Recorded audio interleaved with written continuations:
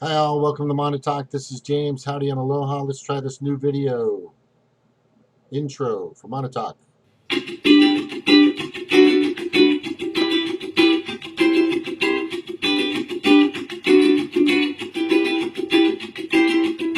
Howdy and aloha.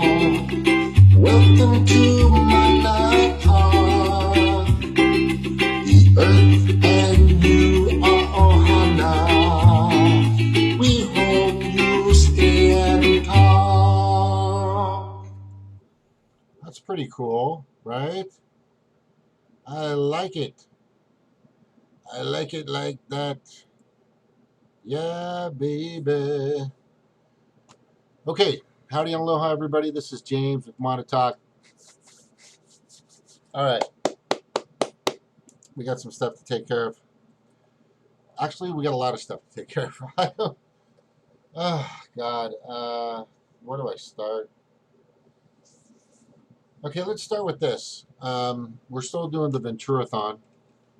Nobody's heard from anybody in regards to who's going to be where it's going to be what. Speedy Wookiees. Hi, Speedy Wookiees. Welcome. I don't. Thank you for coming on, by the way. It's real simple. Let me just go ahead and explain what Montauk is about. Mana means power or the force or like, you know, your chi, I guess.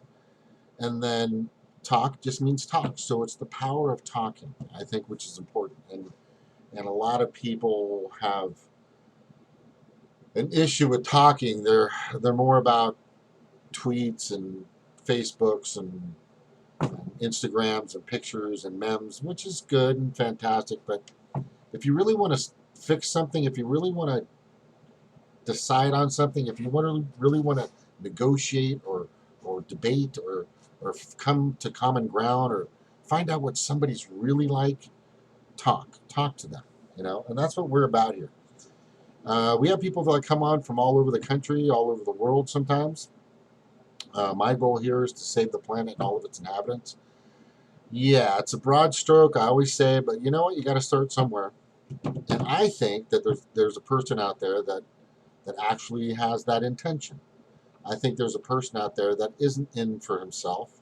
I think there's a person out there that knows that he's made mistakes, like we all have, and knows that with all the information that we've gathered over the recent years, definitely within the recent years, maybe not so much in the decades that have passed.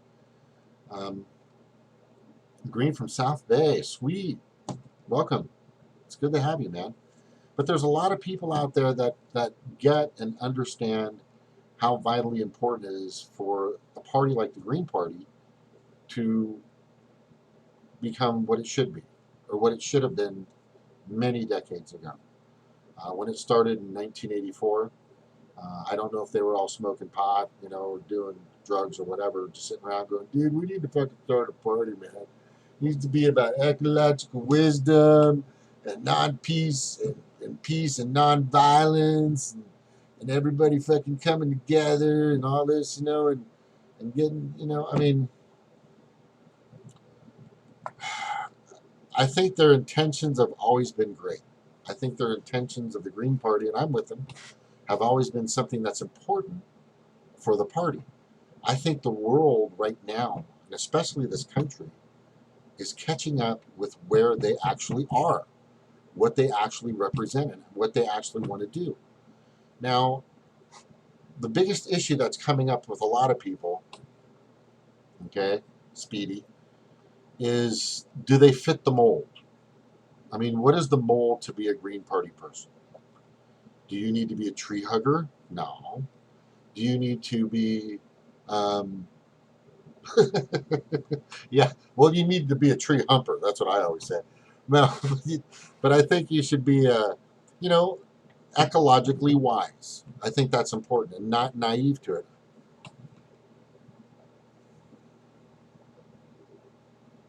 So Speedy Wicker is too young to vote. Speedy, just letting you know, if you're too young to be here, we don't recommend it. Okay, just letting you know. So this is a PG-13. And I'm glad that you're under the age of 18. Is that the deal?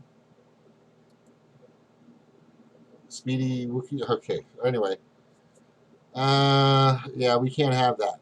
So I'm just saying this is like 18 and over. I really am not big on people being here, and I'm glad that you're green. But we talk about some adult things, and we cuss and swear and say a lot of different things. So if you're not over the age of 18 and you've already stated that you're not old enough to vote, I can't have you here. Anyway, sorry about that. That's just the way it goes. Oh, wait. It said, I'm green. That's okay. Hold on. Let me just check here. Too young in 2000 to vote. Oh, okay. I'm just like, okay. So, I mean, I don't know who comes in here or what ages they are, but once we find out that they're not um, over the age of 18, we definitely can't have them. Back on track. Um, yeah, there's a lot of people in the Green Party that believe that you have to be a perfect green. Therefore, what's up? Intentions and ulterior motives, original and revised via life experience and education. I understand what you're saying, Air Force Max. I think that's a good point because people change.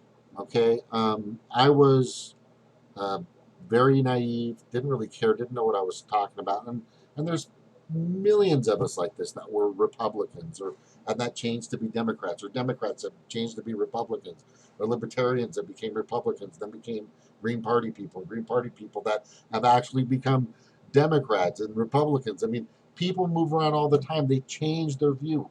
They assess what they're getting, but from the information they're getting. And just like Jesse, you know, all of us have been in the wrong place at the wrong time, or been in the wrong place at the right time. But I think his intentions are pure. I think his intentions are decent. I don't think he has an ulterior motive like some like to claim. Like I don't. My job is just like I said, and I've said this since day one, ever since I started my blog talk radio show back in 2014. I'm just trying to save the world and all of its inhabitants. Pretty simple. Yeah, see, there you go. Speedy Wookiees. I used to be a libertarian until I had to pay for my own health care. I realized what a scam it is. It is. I mean, there's nothing wrong with socialism. What people don't understand is if it wasn't for socialism, you wouldn't be able to stay alive if there wasn't an emergency room to take care of you. In life or death situations, they just let you die. Okay, and then Air Force Max was a libertarian for 17 years. So I really believe that the libertarians are more aligned, except for the Ayn Rand kind, where, I mean, we want you to have your peace and freedom. We want you to be able to do what you want to do. I mean, but if you're Grizzly Adams, or if you're, what was that guy who used to do this is really dated me. He used to do, it'll come to me. He used to like eat pine cones. I forgot his name. It'll come to me though. But and it's okay to live on your own and be self-sufficient. That's great. But if it's hurting others and if it's taking from others, then I don't think that's the process in which I think we're supposed to be here. That's just my opinion. And I think we're all supposed to find a way. I mean, if there wasn't you, there wouldn't be me. That's the problem with some of the libertarians out there. If there wasn't you, there wouldn't be me. If there wasn't me, there wouldn't be you. We have to find a way to coexist, to come together, find common ground, and do something together that makes that elevates our species to the next level. And it's not these two parties, the two-party oligarchy. It's in no way, shape, or form of what they're doing. It's just sad and disgusting. But anyway, so like I said, this show is about making sure that we're trying to get to the point to where we have to make radical changes, take giant risks, not life taking risks. I'm talking about giant risks of just making sure that we're doing what we need to do to save our Mother Earth, save this beautiful planet that has been so, God, just so abundantly given us so much without asking for anything back.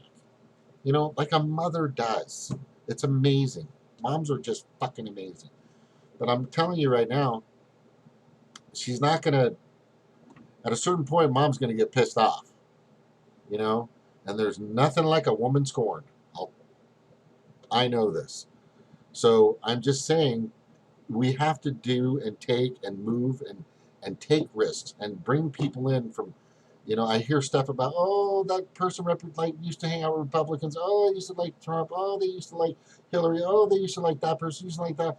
If they're going to come into the party, just let them come in.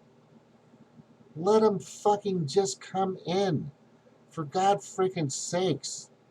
You know, and then if they don't like what they see or hear, I know, and if they're doing something really drastic or crazy, you know, then you can exile them at that point. But at least give people a chance to get to know you, right? Give people a chance to change. Let them change. Let them find a way to evolve within them. I mean, the amount of, not the amount is unsurmisable, but the amount of people that are out there that are registered voters are over 200 million registered voters in the United States. I would say that at least 70% to 75% of them, maybe even 80% of them, completely are hypnotized by mainstream media. Not MSNBC alone, not CNN alone, not Fox alone, but all of them. Even the BBC, Al Jazeera, you name it. There's an agenda. Okay? They've got missions, they have masters, they have to worship, they have to whore out for. But there's social media, there's people out there like We Are Change, I like that, those guys, Truth Dig, you know, Glenn Greenwald, his reports, I mean, definitely Jimmy Dore, of course, Susie Dawson, uh, Jamal Thomas, Elizabeth Voss, definitely Holly Seeliger. God, just some people bringing some great new information. Definitely, even Lauren Steiner. Um, and there's a list. The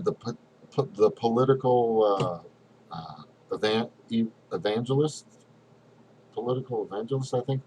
And there's a bunch of people. Rob Bannock, Stevie from Redneck Economics, definitely. Um, uh, David from Independent Outsider, right? Which is not really outsider anymore. He's green. But let's see. Our party can be disorganized. I only see Kenneth Mejia campaign as it is. Kenneth Mejia is he's texting me all the time. Jim, you're gonna make some calls? Yeah, I'm gonna make some calls. But we need to get more people calling for him. But I wanted to play you guys something that I just saw recently. Um, and I think it's kind of telling of the perception of people or how they perceive our party. Okay, and it's Graham Elwood here getting a question a while back. Are you with Men Talk with James? Mana Talk with James. Are you with Men Talk with James? Mana Talk with James. Mana Talk. Thanks. Are you with Jesse Ventura running Green Party in 2020 for President of the United States? That's a really cool thing. I'm going to see how that shakes out.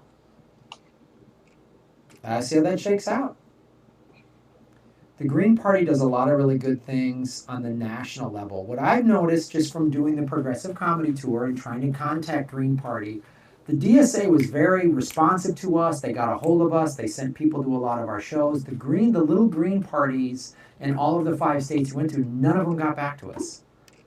And I think it's just sort of indicative of the problem with the Green Party. All right, that's an interesting face. Sorry about that, Graham. But here's the thing. and it's something that I think needs to be talked about. And I brought it up several times, and I brought it up when David Cobb was on about uniformity and unity. And then he said, "Well, we're just basing everything off of the four pillars: ecological wisdom, peace, nonviolence.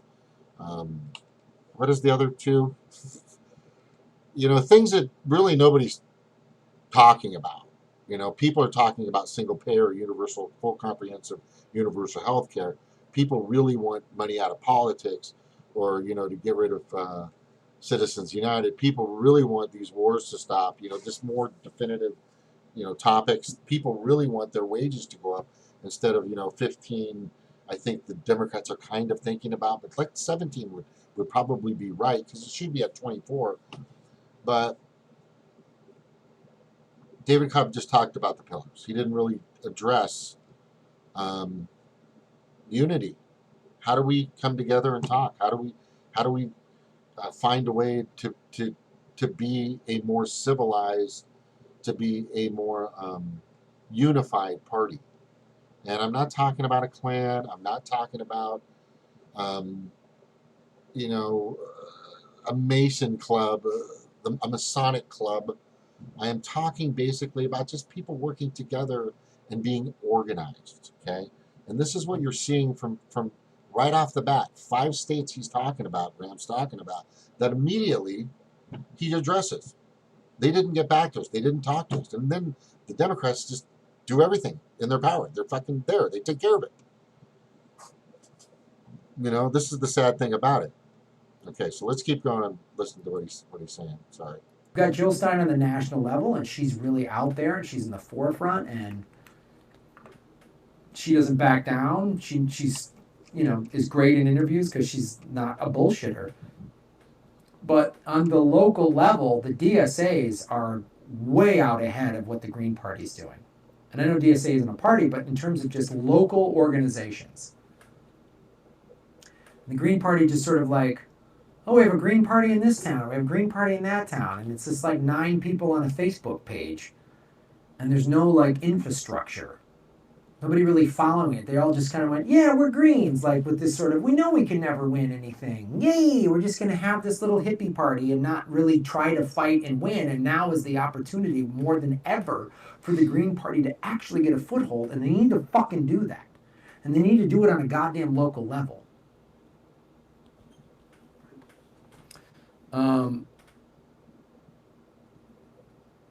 I'm down with Jesse Ventura.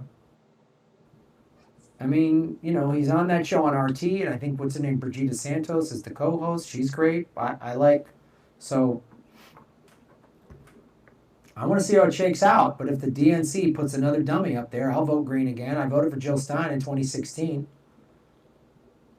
If they screw over Bernie or Tulsi, whoever runs, I mean, I'd love to see it. And if the DNC just keeps being stupid and corrupt, and somebody like Tulsi or Nina or even Bernie run with Jesse Ventura, then man, I'm in. I'm in. I became Green Party when Bernie was thrown under the bus. I just don't vote Green. Yep. Stephen Carl, Jesse Ventura running for pres may have a similar effect as Bernie did in 2015-16 in terms of raising awareness about a better path forward. The difference being Jesse's legit. I think that's a good point. People know who Jill Stein is. They knew who Gary Johnson was, and everybody knew Bernie, obviously. So that's part of it. Is just this really showing you the two-party system is completely broken. I mean, neoliberals will go, yeah, but anyone but Trump. I'm always catching him with some really great faces, right? He's always got. Sorry, Graham. Sorry, bro. But yes, there's no better time to create as much attention.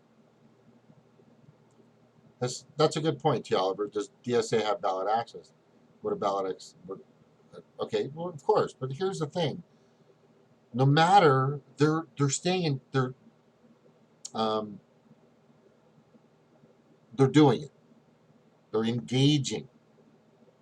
That's the key word. They're engaging in what needs to be engaged. right? It's not like they're just saying, the stereotypical that we're always getting for people, oh, hippies doing nothing, oh, probably not going to win. No, we don't all think like that. I don't think we think like that at all. And that's the stereotype. That's the stigmatism that we have. That's the sad part about the Green Party, is they won't take a chance and throw people out there to get more attention, to say, you fucking damn right we're tree humpers.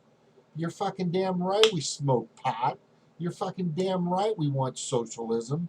You're fucking damn right we want a Green New Deal, and we want green jobs. You're damn right we want fucking higher wages. Get out there. But who's going to do that? Who's going to fucking, who's going to do that? That's my point. Good point, Rob. USA caucuses with Democrats for that reason. Yeah. Okay. Who do you believe? Well, I already know the answer to this. I'm not asking. But I'm going to say I do believe that Jesse Ventura is probably the best option out there. Yes, he wanted to be in Trump's cabinet, or he run with him a few years ago. Who fucking cares? Look where he stands right now. Look where everybody stands. People move, and it's confusing out there. It is confusing for so many people. If you're watching MSNBC, which I have, if you're watching CNN, which I have, if you're watching Fox, which I have, they'll confuse the fuck out of you constantly.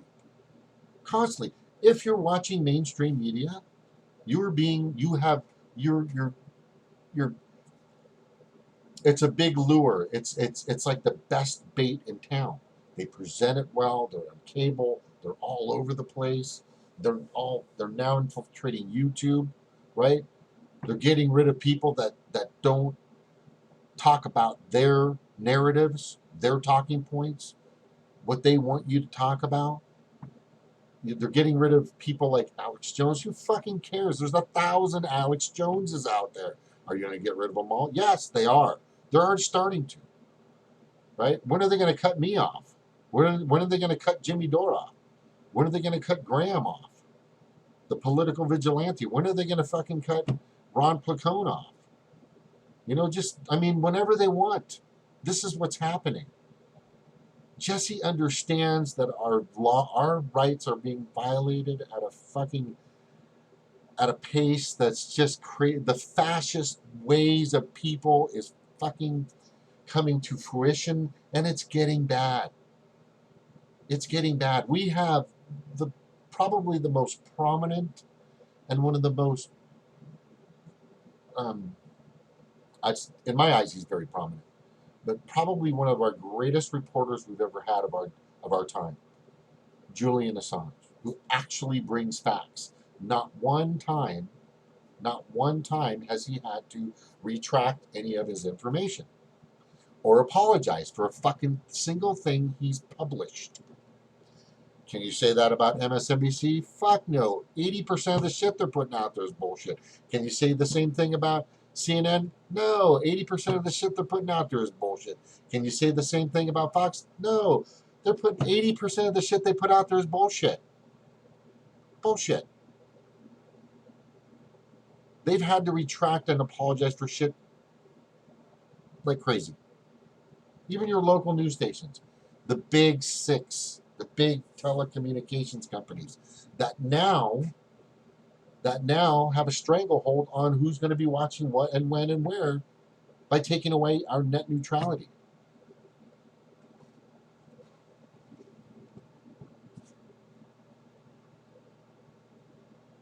Oh, Snork. Hey, Snork, how you doing, buddy? Good to see you. So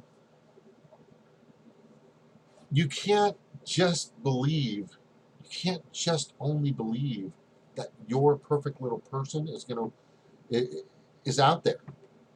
Your perfect little candidate for your perfect little party isn't out there, and your perfect little party isn't perfect. We have to come to terms with this. We have to realize that what I'm hoping that California does is they build the model. And if there's people that are getting in the way of building a model of bringing in people from Republicans, from Democrats, from Libertarians, from fucking Mauve Party, from Mountain Party, from fucking Justice Democrats, I don't care where the fuck they, from People's Party, I don't give a fuck where they come from. But let them come in. Let them see who we are. Let them understand the real Green Party, not the you got to be a perfect fucking green to be here party. That's not helping you. 150 million Republicans and Democrats that are registered. 150 million on average within the past few decades. How many Greens are there that on average that there have been 250,000? Okay, here it's like a giant mountain and a little fucking tiny little piece of sand over here. That's the difference. Giant mountain, little piece of sand. So you're doing the wrong thing. You're fucking beating people up because they just are thinking a little bit different. Maybe they have common ground, but they're willing to change, to learn, to get to make a better life for themselves. So what if libertarians want to capture their water from the rain? I want to capture my water from the rain. I don't want to be fined for storing my own fucking water. That should be illegal to fucking make me do it, to make me not be able to do it. I want to be able to be fully off the grid. The grid is the fucking evil shit. If you know what the grid is, it's being fully dependent on these electrical and power companies, whether it's fracking, or oil, coal, even solar that they're using now. They've cornered the market in California on that too. They've got these giant power grids out as you get towards Vegas. You can see them because as you're driving by, you watch these giant reflective panels that are all pointed towards this giant tower that runs a steam turbine that makes this thing hot, that runs the turbine that they get the water from the Mojave Reservoir underneath. And what happens is every once in a while, and it's really bad to watch, but if you stop and pull over, which I've done a few times, you'll see a bird fly in front of those magnified rays from 10,000 panels that are shooting beams of light to one small pointed direction, like burning an ant with a magnifying glass. But it's not like shrivel. It's like pop. They'll fly through these things, pop. That's how fucking powerful these things are. They go, psh, they're gone. Okay, so my point is definitely this. Stop being an asshole. Okay? Stop being a piece of shit. Stop bullying people. Stop fucking with people. Stop being so, Democrats, you'll never understand. Fuck you, can't come to the party. Let them come. Let them all come. Let them all come in. And let them try to hear what we're saying, what we're doing. Because everything the Green Party stands for is what the fucking world should be doing. That's exactly what they should be doing. The entire planet should have the mentality of the Green Party. Okay? Now, we don't know exactly what the 10 keys are because nobody has the exact. I brought this up to David Cobb. He didn't even fucking talk about it. I told him, so the 10 key values, which I don't know all of them, I just know there's 10. I could look it up. But every state has a different interpretation or definition for them. In California, they're fucking questions. For God fucking sakes, fix it. Florida has the best one because they've laid out pretty simple, but I don't know if they're talking about everything else that everybody else is talking about because there's no fucking structure. Right? How embarrassed, do you not realize how embarrassing that is? That's shameful. That's unacceptable. The National Party, the GP.US, really needs to get in control. They really need to start making better decisions, and they need people that want to lead.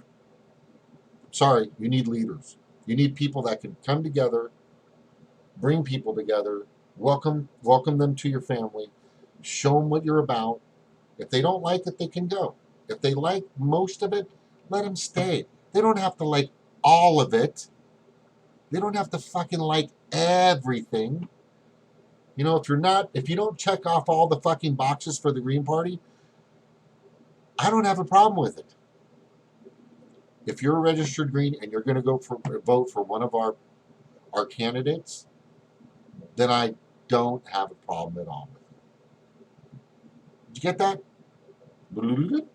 If you are a registered Green and you vote for one of our candidates where we have ballot access, what does that do? Holy shit. It puts a Green in office. Holy crap. A Green is in office because there's more Greens now.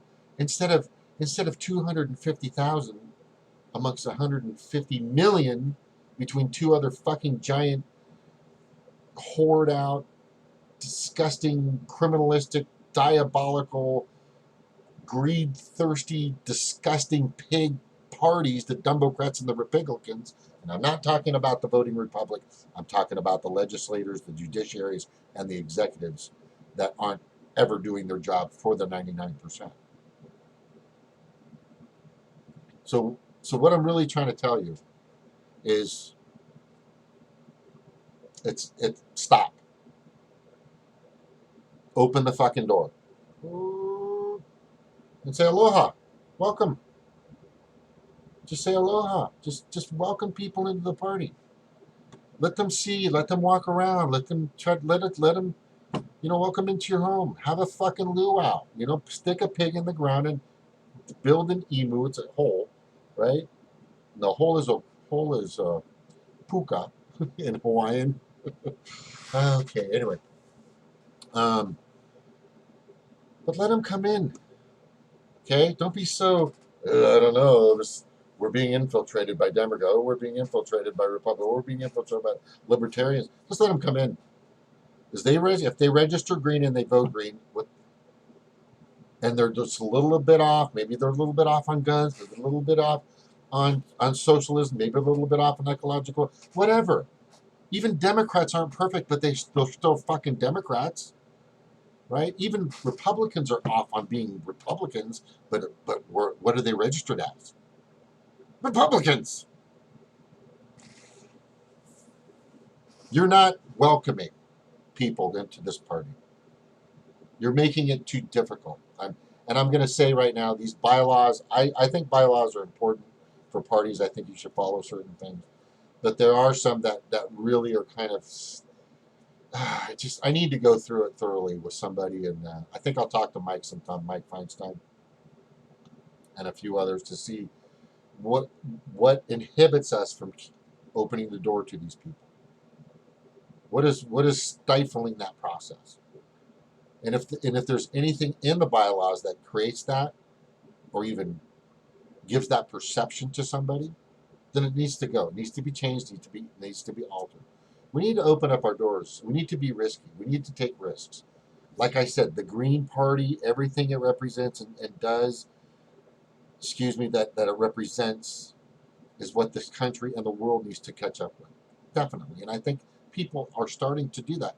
But if they don't welcome them in, then what the fuck? Then why do you even have a fucking party? Anyway, Monotalk with James, or actually it's just Monotalk. I'm just calling it Monotalk from now on. You don't have to say James. I think we all know that I'm the Monotalk guy, right? Is everybody cool with that? Just Monotalk? It seems like I should have done that like a long time ago. So I bought monotalk.net. I think I bought monotalk.com, but somebody bought it, or I don't know. It's for sale. Who knows? I don't care. I have monotalk.net. I'm going to start building my brand, because it's a brand. And by the way, this is marketing, and people market to get things.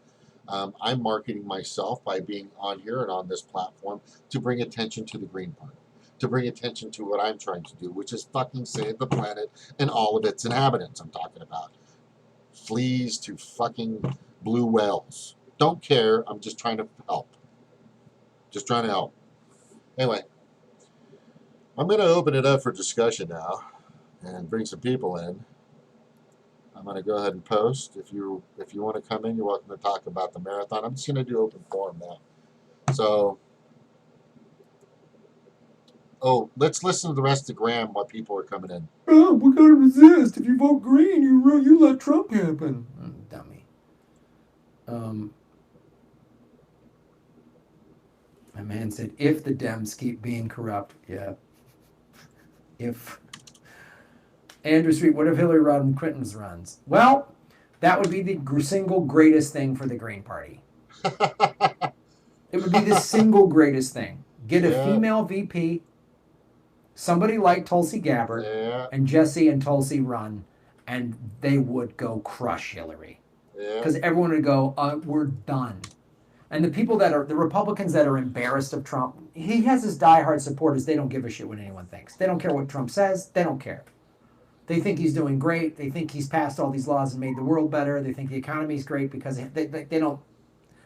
But more like Reagan Republicans are like, geez, Trump's an embarrassment. They could vote for Jesse. I think you could do it.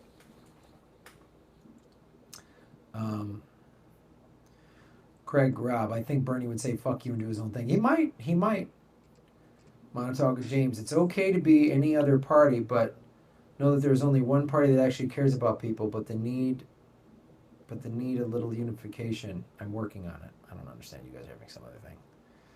Liberal Discord, worst case scenario, Ventura wouldn't lose popularity because he won't endorse a corporate candidate like Bernie did for HRC. Absolutely.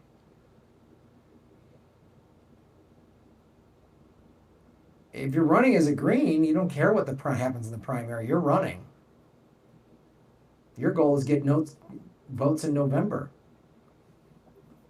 And if he's got real money behind him, he can actually go out and do a real campaign and maybe get 15% of the polls to get himself on stage for the national debates. All right, I'm going to go to...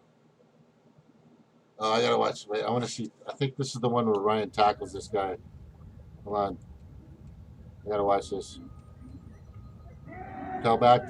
Boom! There you got him. Boom. Oh yeah. So, does anyone who wants to come on stage and do the game show? Hold on. I want to see that again. Hold on. Not this one. This one's sick. All right, did you guys watch this? You guys got to watch this. This is pretty cool.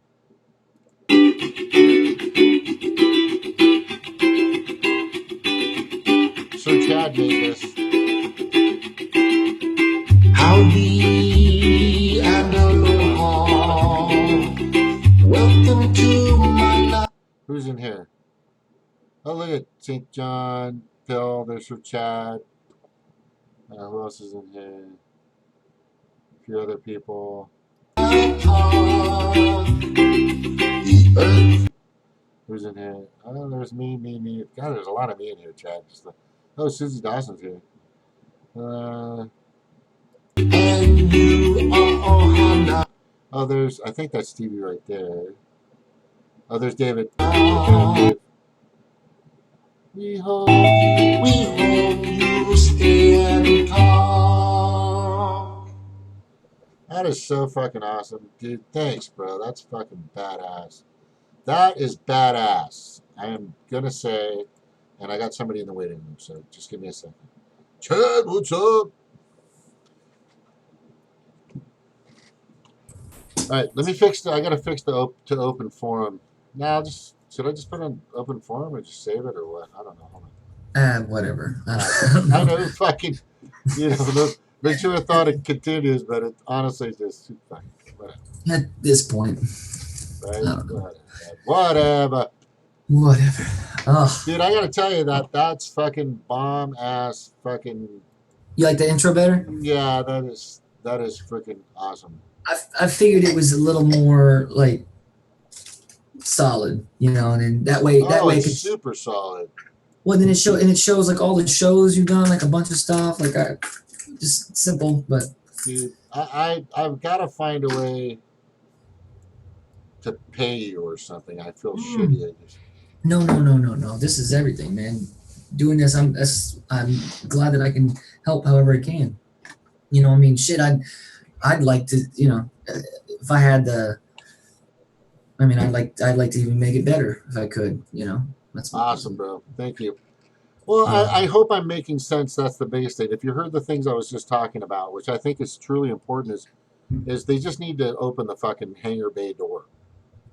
You know, it's being there are a bunch of people in the Green Party that are super critical, extra critical of people coming from other parties or wherever you know. Right now the fucking Green Party should take people from Mars, Venus. You know, they should fucking take some people that are coming from the moon, wherever. Well, where the people that want to go somewhere, they've got to be coming from somewhere. And if you don't know that they're coming from somewhere, you miss the whole point. Like that's the whole thing. Like some people don't even know that they're goddamn green. Oh, it won't let me post the link. The link's not coming up because you have to put it at the top. Remember, it cuts it off at the bottom. It's not showing on. What am I doing? Did I do something wrong? What am I doing? When you put in the link to sign in, it's at the bottom of your little list.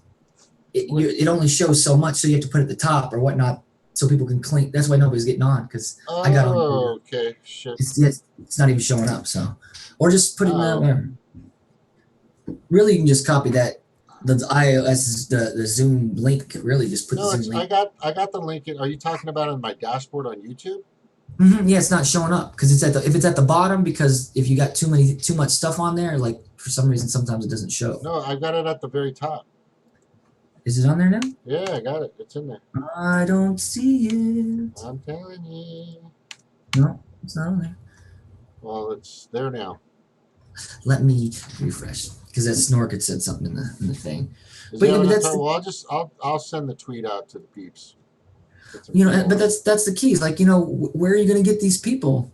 You know, like if people are upset, half the country doesn't even vote. Like you want people to say, okay, like, damn, I'm not a green, but those greens are on fire. Like they're doing their shit. Like that's, you know, you want to lead by example. And then that people are going to come and say, hey, okay, these guys are really serious. They're really serious about taking on the establishment. And not only that, is they're really serious about running a real party where that hierarchy, the corporate bullshit attitude doesn't get in the way. Because that's the thing, is like it's stagnant, is because people don't want real change because they're afraid of change. They're afraid of this and that, and they're whatever. It seems like it. It seems like they're afraid to fucking change. Yeah. And some people don't even know. It's like, you know, and I've been like, you know, listening like to different people. Like I'm trying to learn a lot of the I guess the not gossip, but you know what I mean, what's going on, the party politics, what's happening, how people are. And I mean, it's the same thing. It's people, you know, they can't wrap their head around outside of the box that they're in. So anything that's outside, they're like, no. It doesn't fit in here. It doesn't fit in here. And that's because it's like the people that are in charge, or that's why the visual, that's why doing this is important, because I feel like it's the way to actually handle the face of the party. Because that's what we have to do. We have to basically take over who the Greens are. Like we are already, but I mean, I get you. I'm watching, you know, like with all the cats over at, you know, at the Green News Network and stuff like that. They're really on fire over there, and they're really. I like what they're doing, but there's some of them that honestly beat up people, and it's not what we should be about. But think about this. Certain people have to.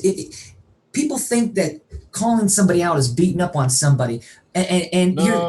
I'm talking about like really beating up on people, like with a tone of like they suck, they're assholes, they're idiots, they're fuckers, they're a piece of shit, they're losers and stuff like that. That's if you're just calling them out and putting out the facts, that's different. Well, I mean, but I do that though. But I'm not trying. but I'm saying I do that. Like my point is like is that but you have the facts to back it up. Right. Well, but that's the thing. The people are acting a certain way. So like being able to call that out is so important. And the problem, just like the Democratic or the Republicans, is because it's that tribalist mentality. You're not allowed to question people in leadership. You're not allowed to because we have to be united. But you can't be united if you don't even believe in the same thing. You don't believe in the way it's ran, because nobody does. Nobody believes that the Green Party's ran right, except the people that are in position that are stopping shit from going. My point is, I like that about them, is that they focus a lot on the internal damage, because somebody that does stuff like in a nice way, somebody in a nice way can hurt you worse than somebody just, calling you an asshole to your face or however, like, oh, you did. It's because, people are nice. It's like the Democrats. They're nice to your face. They screw you with a smile, but the Republicans they do it openly. You know what I mean? So it's, of course the Democrats do it openly when you figure out what's happening, but you know what I mean? As far as like the logistics of the visual, the I don't know, So you brought up two things. I'll be brief, and then would love to hear your thoughts. But in terms of uniformity, for me, what unifies Greens? Actually, you think we could? I got to show you guys this. This is what I was talking about. Harsh brought up some good points. Harsh reality. Mm-hmm. And then Tony also brought this up, and I agree with these guys. And this is why I asked these questions. I wasn't there to lay blame. I wasn't there to do a pissing contest. I was trying to get, if you ask the right questions, you'll get the right answer. Right. I do think there is such thing as a stupid fucking question. Okay, so let me just show you what I'm talking about. And after he's done, I'll point out exactly what he just revealed. Okay. So this is my interview with David Cobb. Okay. I'm just saying, and on the other end of that, Florida looks great because they keep it short and sweet.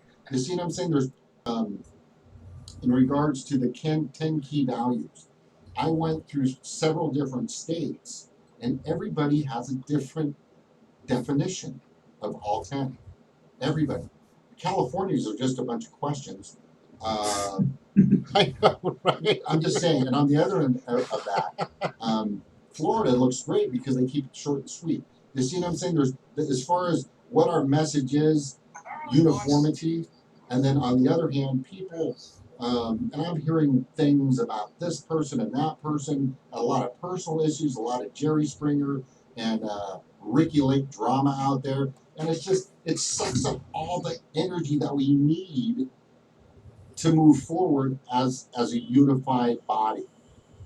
So what, in those two aspects, and those two issues actually, you think we could do to better, I mean, I have some ideas, but what do you think we should start doing? So you brought up two things. I'll be brief, and then would love to hear your thoughts. But in terms of uniformity, for me, what unifies Greens across the globe, and it's important to recognize we are the only truly global electoral political party currently in existence. The four pillars of the international. That doesn't fucking, here's, okay. Well, but pause it for a second. That right there is, is half the truth, because it's not organized. They're individual parties. You didn't address the question. And you see him start like touching his face, like uncomfortable. Like there's little tells and shit. Seriously, like people aren't used to.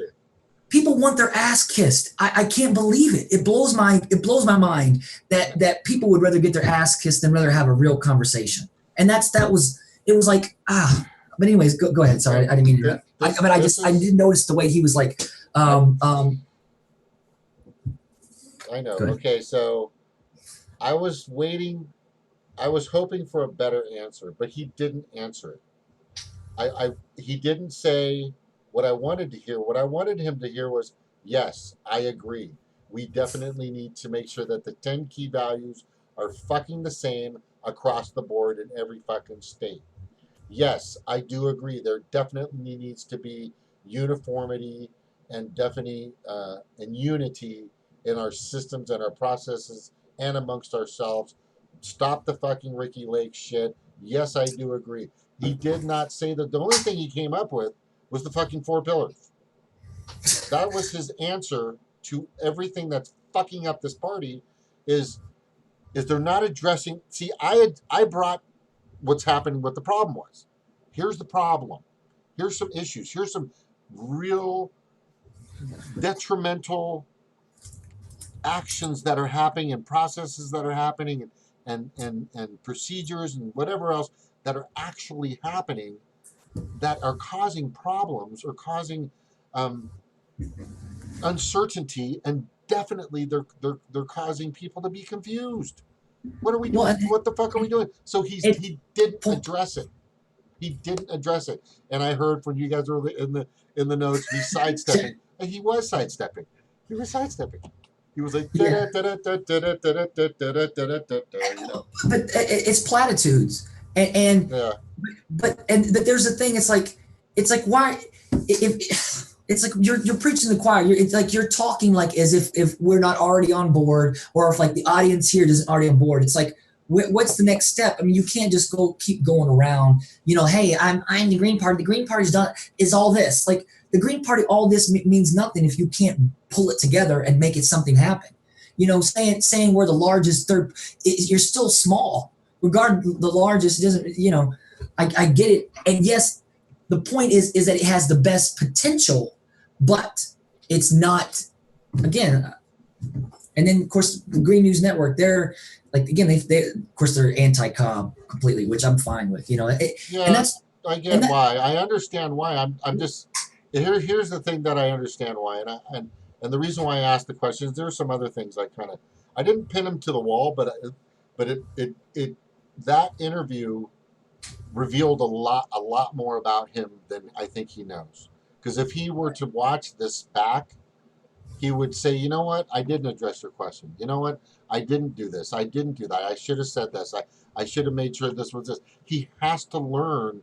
Not only are we here just to present what's fucked up or what's not fucked up or what needs to happen, we need people to be able to learn from these videos. We need people to be able to understand why. Just play it back. Learn from it. I'm not teaching but you I don't anything you think probably don't even know. But the thing is but maybe I think what you're going to say right now is I don't think his ego would allow him to no, watch himself. I don't think that's what he wants. I think that the lane that he's in is just the lane that he's in. Like he's platitudes. He's like, okay, yeah, let's do this. But there's no like real because you're not really, like you say, addressing the real issue. You're just saying, hey, come on, we're the best, we're the best. But when you get here, it's like, okay, now, but you have to conform to these people. How long were you a Democrat or wait, that's a Democrat? But it's not even that. Once you get here, then they're telling you like, oh, but you're a Democrat, libertarian. Cobb's like, he's like, I don't care what, I don't know. But you're on your point. I wasn't bothered with your style because you didn't. First of all, you weren't that deep into Cobb knowledge. In order to know, in order to know everything that's going on. Same with me. It's like you can't give somebody a hardball interview in general if you're still learning certain things about the thing. So that's why I understood. Like, yeah, I didn't really know. I wanted to know the guy, so now I know the guy better. So now I'm gonna, if I ever talk to him again, honestly, I'm gonna say, well, just to let you know, in our last interview, have you ever thought about the stuff we were talking about? Maybe we should do this. And if he stays on the same course, and if he doesn't change, then I don't think he's relevant. That's period. Well, I don't think he's relevant. The word anyway. I just said is huge. But yeah, being relevant to the party means that you're bringing people in, you're changing it for the better, you're making it infrastructure, and guarding them. That's fucking funnier than shit. If you're looking for unity, let me make a suggestion: wolf-pack.com. Everybody's got a goddamn fucking good one, man. That was epic, dude. That was fucking epic. Yeah, but see, you have to be relevant. You have to Make a And difference. here's the thing. Not only that is when you brought up the whole thing about Jesse anyways, he was like, yeah, come on. See, I thought you were setting up like that because, Ryberg and Brooksy, they kind of jack off to Cobb. So like Cobb being like, yeah, whatever. I thought that was your whole thing to say, hey, look, like your little buddy boss, whatever, is okay with your it. cabin boys. Your cabin boys. But what was my point there? I forgot my point. But anyway, so here's when he brought up Jesse, he didn't say no. He didn't be confrontational about it. But what he did say is, if Jesse wants, he can come in and submit his application, which is it's more like just a formal letter saying I want to run as a party member. So you submit that to the PCSC presidential something campaign something for the Green Party, which I always forget what that is, and there you go, right there you have you've made that gesture. Well, I've told everybody that as soon as he said on Jimmy Dore, I was invited to the summit, Green Party, to show up to be there. I don't know if they're setting me up, but I would run as a Green. He was excited about it. And he was excited about it. So and I know that there's procedures and stuff like that, but if you have somebody of that kind of stature and that kind of following and that kind of notoriety and what he's brought to the nation, in my opinion, and of course he's learned, and we all have. I think you'd be an idiot not to fucking say, "Hey, dude, what's going on? Let's talk." The only person that I believe has done that, and he said, is Erin Fox. He said he talked to his publicist, and he said he wasn't going to make it to the summit. I guess that's what he said. Oh, you know what? I should invite Erin.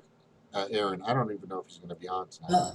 We still should do some sort of letter, some sort of care package to RT or however we have to figure out how to get to him. Because if we write this letter to him and say, here, all you have to do is fucking sign, we can give him a link to everything. That's like, here, it. check out. Who wants to put that together? I'm not sure, but that's a great idea. It's just all you have to do is just say yes. I would like to put in my name as, or whatever the formal way to do it is. I don't know. It doesn't make me stupid. It just makes me naive in that point. But honestly, the guy already said on fucking Jimmy Dore. I mean, I don't know what else you think his intentions are. He just wants to fucking. Well, but it's the Green Party. It's like, here's the thing. I think people throw that out there. They wrestle around to see what kind of something they can get sparked up or whatnot, and that's what bothers me. Like, because like I said, I'm learning like kind of what's going on, and California is so huge. You know what I'm saying, especially with the electorate and stuff like that. Mm-hmm. So, it blows my mind that you've got these people stopping any type of progress. I mean, and that's what it is. And here's the thing: it's like it's like Bernie Sanders. Bernie Sanders can have all the good intentions in the world, but him supporting fucking Hillary Clinton stops the process. He hurts the movement. He hurts shit just as bad directly than as Clinton did. Now, indirectly he didn't, because there was a faction that split off that said, whoa. Okay, Bernie's a goddamn liar, and there's no reason to even respect him if he's not serious about the real problem, which is the money in politics and the corporate owner. It's like, I see him tweet shit like, what kind of change do you want? How are you going to get the change? You're not going to get it in the Democratic Party, not if they're cheating, not if they're, I mean, come on. But see, then you go to the Green Party. What happens when somebody goes to the Green Party? Oh, you, thus far from me. Oh, you're libertarian. And they give you a lot of shit. And it was always, well, what are you doing? Well, what are you doing? Well, motherfucker, I'm combating the problem, the issue in the party, why the party won't move. That's what I'm doing. I'm focusing on the issue.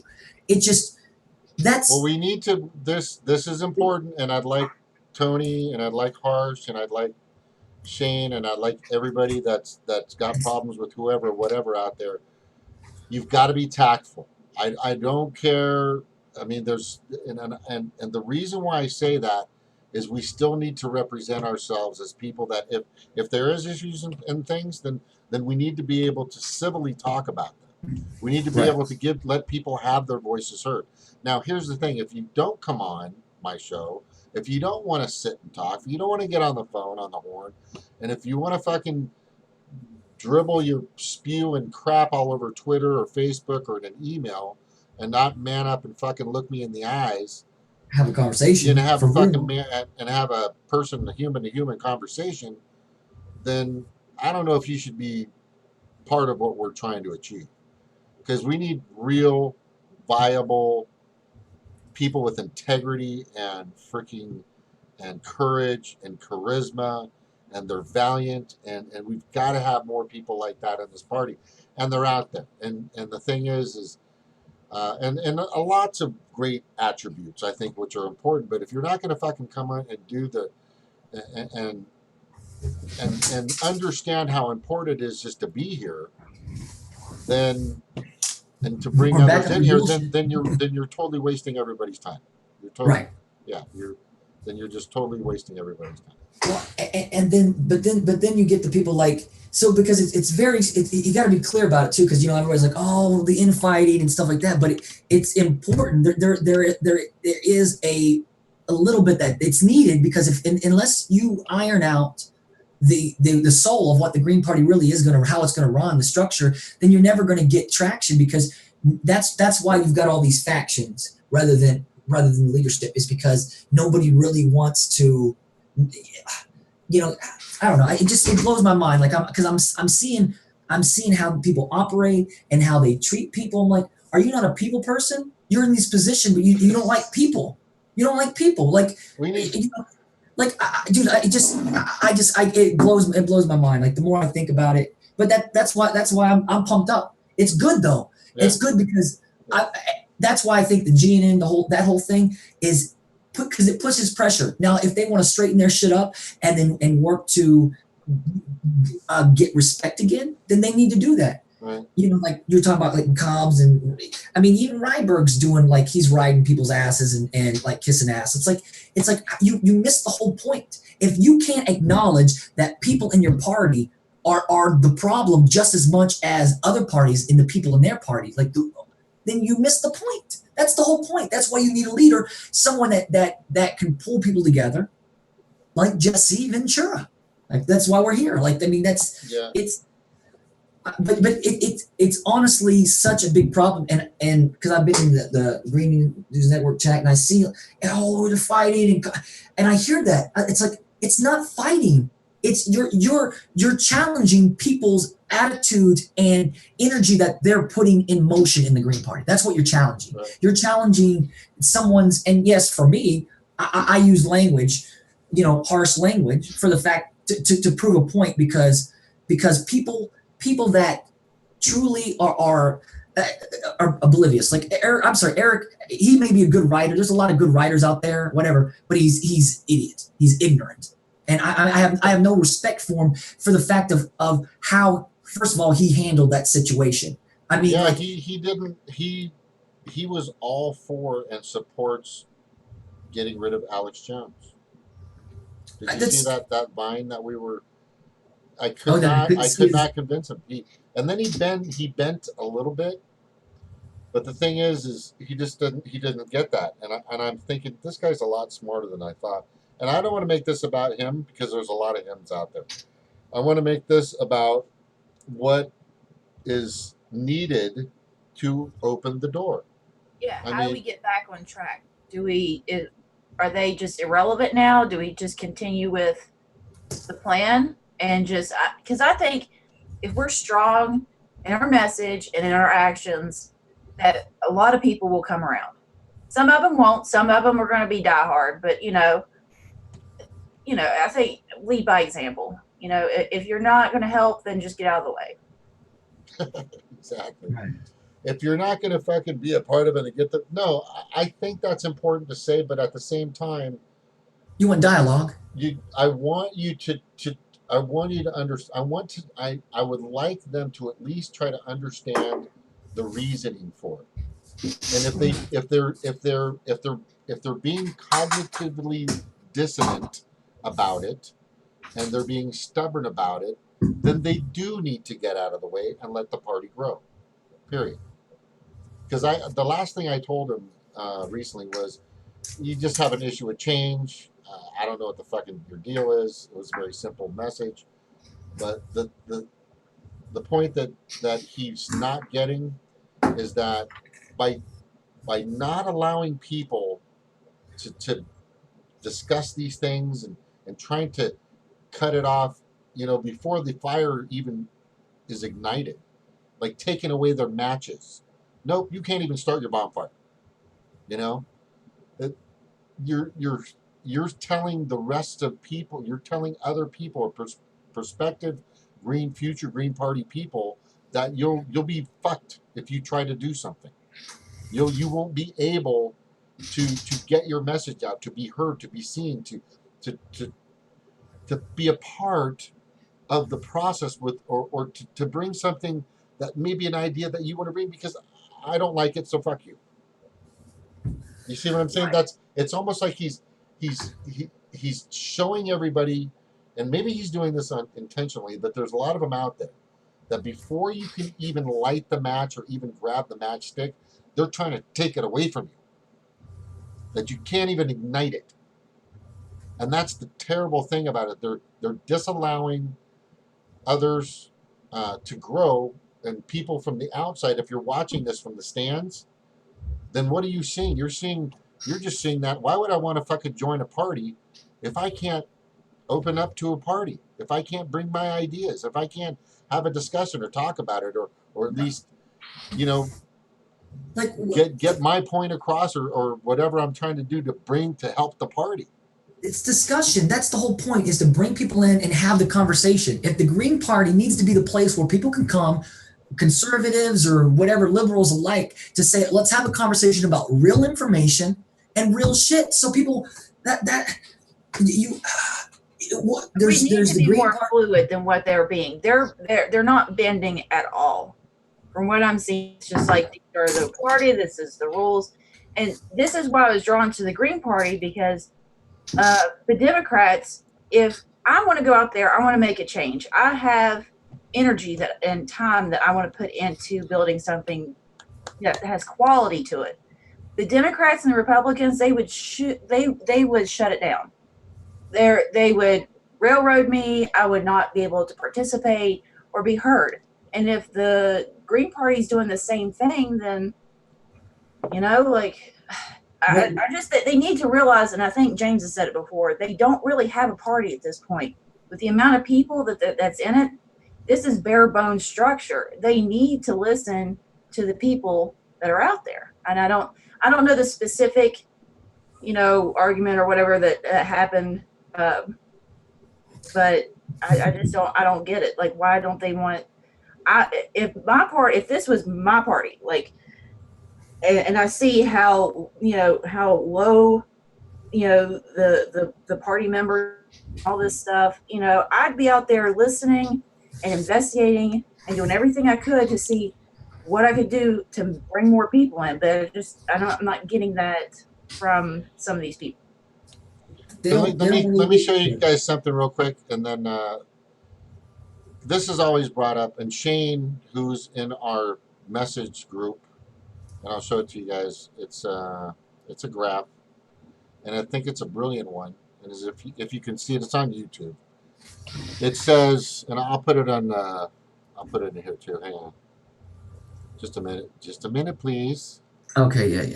Just a second. And play sound, which I don't have to, but I'm going to show it anyway. Okay, so what this is, all right. Oh shit, where is it? Okay. There it is. So this is a simple graph of where people are at. Okay. And when they always knock down libertarians, but what's really interesting about the Green Party is a majority of them are very libertarianish, extremely libertarianish. As a matter of fact, Jill Stein is a left socialist libertarian. Gary Johnson is just a fucking libertarian, period. Ayn Rand, idiot, which is very closely aligned with, more so with Hillary. And Donald Trump is right there. Now check this out. Oh, you can't even see that shit. Well, this is where the Green Party is. They're more libertarian and leftist in the social world. The party. I mean, this is how they've been dissected and how they've been calculated, and how the numbers on their voting and how they've represented themselves on what the statistics show and where they sit. As far as like over here to the right, if you can kind of see it, liberal Democrat. Up here, way up to the right is, just to the left. I mean, we are more socialistic libertarian than anything else. And I don't know where they're going with what they are, but it's just crazy. And here's a good graph right here of kind of where these stand. This is an important graph because this kind of tells you where you're at. This is how it's dissected. This is how it's dissected. So this is the way where Eric did you broke find this. this graph? I've never seen this one before. This is fucking intense. Oh yeah, this is detailed. This is a great graph, and the reason why this is so important for people to see is because it really indicates where you would probably be or close to being at. So I am right around here where Jill is. I'm very close to where Jill is. I'm an activism, a liberalism, social democracy, libertarian socialism, and I'm somewhere like over here in this area here. You guys see my cursor? Yeah. Okay, good. Now, this is where Eric Brooks is right now, in my opinion. He's saying that Alex Jones should not be on YouTube, and he agrees with it, which is a very fascist position. Okay? This is how close is that to capitalism? I mean, he always talks about being capitalist. That Jesse's a capitalist. But see, so he brings capitalism up in a negative light. Yes, but he's right there. But he's still in that. He's in the same quadrant. He's in the same quadrant. Okay. The thing, so it just that the whole thing's weird with him. It's like, dude, great. Anybody with any goddamn intelligence say, oh, look, here's a guy high profile. He wants to run as a green. He's got all these things. Wouldn't you think, oh, maybe I need to do my research and really look into it? Like, it's just, and then again, there's the whole point is a primary. If you got to vote, if people got to vote on the thing anyways, why are you saying, oh, we're not going to vote for that? And it's, again, it goes back to that, but that is the general theme, like that I'm learning, is that it's that attitude. It seems to be a standard attitude for the green, you know. But here's the thing: there's a lot of good people too that are underneath it or following, as they don't want to step on toes. But people follow the leader; they follow the rules, and just like any other party, you know, people got their blinders on, and then they're going to support and take up for the people that they've known for a long time, regardless if they're wrong or not. It's like Jimmy Dore misses the whole point with fucking Jank. He even talks shit. He even says, "Oh, I push back and blah blah blah." I'm like, not really. Mm-hmm. Not. And Rokana.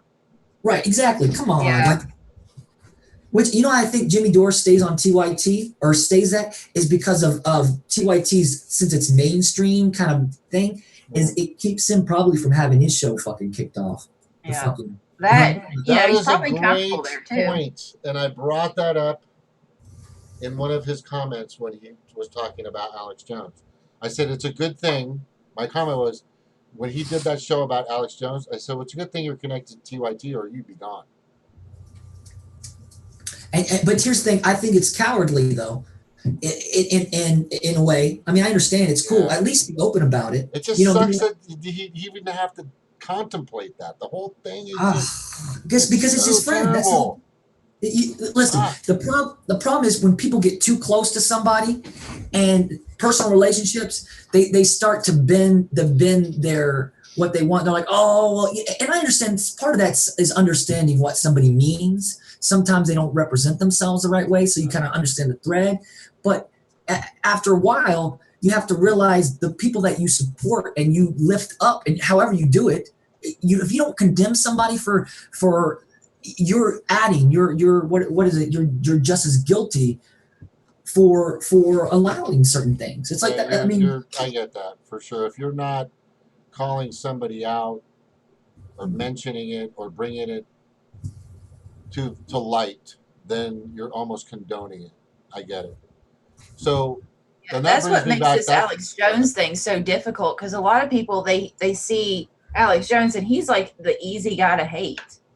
I mean, really. I mean, and plus I'm open to the argument because I know he has said things in the past, you know, about like the Sandy Hook victims and like their, you know, like their family and stuff like that about, I mean, like their lives have been directly impacted by the message that he's putting out there. So I get where they're coming from, but at the same time, that's why they picked him. That's exactly why they picked Alex Jones, because he's the easy guy. And it sets the precedent. Then, you know. Yeah. And there's a couple more. There's this guy Chris Chubsky is a Democratic council member or something for some state somewhere, who was in the limelight of mainstream media recently and on Twitter, and it was on was it on Jimmy Dore or somebody, that he's also pushing to have others like Alex Jones removed, which I mean, We Are Change gets pretty radical. It's not an offshoot of Jimmy Dore, but the guy, not Jimmy Dore, but Alex Jones, but the kid that's running it now, he's great. I love their show. He came from Alex Jones. They didn't mesh. He didn't like where Alex Jones was going, so he created his own YouTube and channel, and he's also saying that he believes he's going to be next. There's a lot of people that are thinking they're next. Jimmy Dore H3 just was trying to do a live stream where they talked about Alex Jones being taken down, and he was going to take YouTube's side on it. And then as soon as he started talking about it, they shut his live stream down for even bringing him up, even though he already cleared it with people over at YouTube. Said, hey, this is what I'm going to do. Just letting you know, heads up, making sure it's okay. And they said, yeah, go ahead. And when he went to do it, they shut him down. So then when he got back online, he was like, you know what? I was going to take YouTube's side. Here's my notes. Here's what I was going to say. But you fucked yourself, YouTube. You kind of did. Like, come on. Come on. I was going to take your side. You're making this very hard right now. And dude, they're taking that same playbook. It's like, you know, first they came for this, and then they came for that. And then by the time they come for you, there's nobody left to take up for you. Well, the thing always do a test run on somebody that nobody cares about. Well, just like, and I'll bring it up, it happened in Mexico. Walmart tried to pay their workers in stipends, in store stipends, like a company store. So it's like, okay, well, here's your paycheck in the form of a gift card that you can spend at the store. And people raised so much cane over it that they actually had to go back and actually pay them. But that's what they do. They run their little tests on people they think nobody gives a shit about. And here's the thing with Alex Jones. The main thing is if you don't understand how first of all, you talk about somebody that lies and that's crazy out there is wild. You're talking about CNN, Fox News, MSNBC. You want to talk about lies. You want to talk about the people that should be cut off the fucking air. Those people. But Alex Jones, like, and here's the thing: is I don't condone, or I don't like the way that he's gone about certain things, and I don't watch him, you know. But he obviously says some real shit in between all the craziness, the batshit crazy stuff. But the problem is when you go down that rabbit hole, and once you realize that our government's lying to us all the way around, is that shit is hard for people. They think everything's a fucking false flag. Yeah. And well, I mean, but here's who can you trust? You can't trust your news and your government or anybody else in power, the police. You can't trust anybody. So I get where people go down that rabbit hole, because what can you believe these days? It's insane. But there's the point though, is like, you know what? Yeah, there's obviously a valid reason to think weird shit is going on. And now some of the stuff. See, here's the thing. I didn't even see him say. I've not seen the clips of what he was saying. I don't know the context. And there's the other thing too. Is the context of how he said this stuff is probably, is probably different from the way that they make it sound as well. I mean, I would like more. I'd like a specific clip cited and then said, here's where he's inciting violence. I mean, people can incite stupidity all day long. Okay, there's nothing stopping that on mainstream or anywhere else. I mean, that's what I'm worried about is who's the decider? Who gets, what are the rules? What are the stipulations? Who gets and who doesn't? Because right now everything's so vague. I mean, look at the YouTube rules. The YouTube rules are so vague that just about any video can be taken down. Like even a puppy playing in a mud puddle could be taken down for something. Like right. It's so vague that it's just whatever they is that decided to be. It's like anything. It gets so big that there's no accountability to it, and that's the problem. But with YouTube and Google, here's the thing: to think that our government hasn't infiltrated them or overtaken them. Look at people that's on Netflix, the board of Netflix now, fucking crazy. So government officials now are going into Netflix. I mean, we know what Amazon's doing. Obama. Yeah. So it's like this stuff is.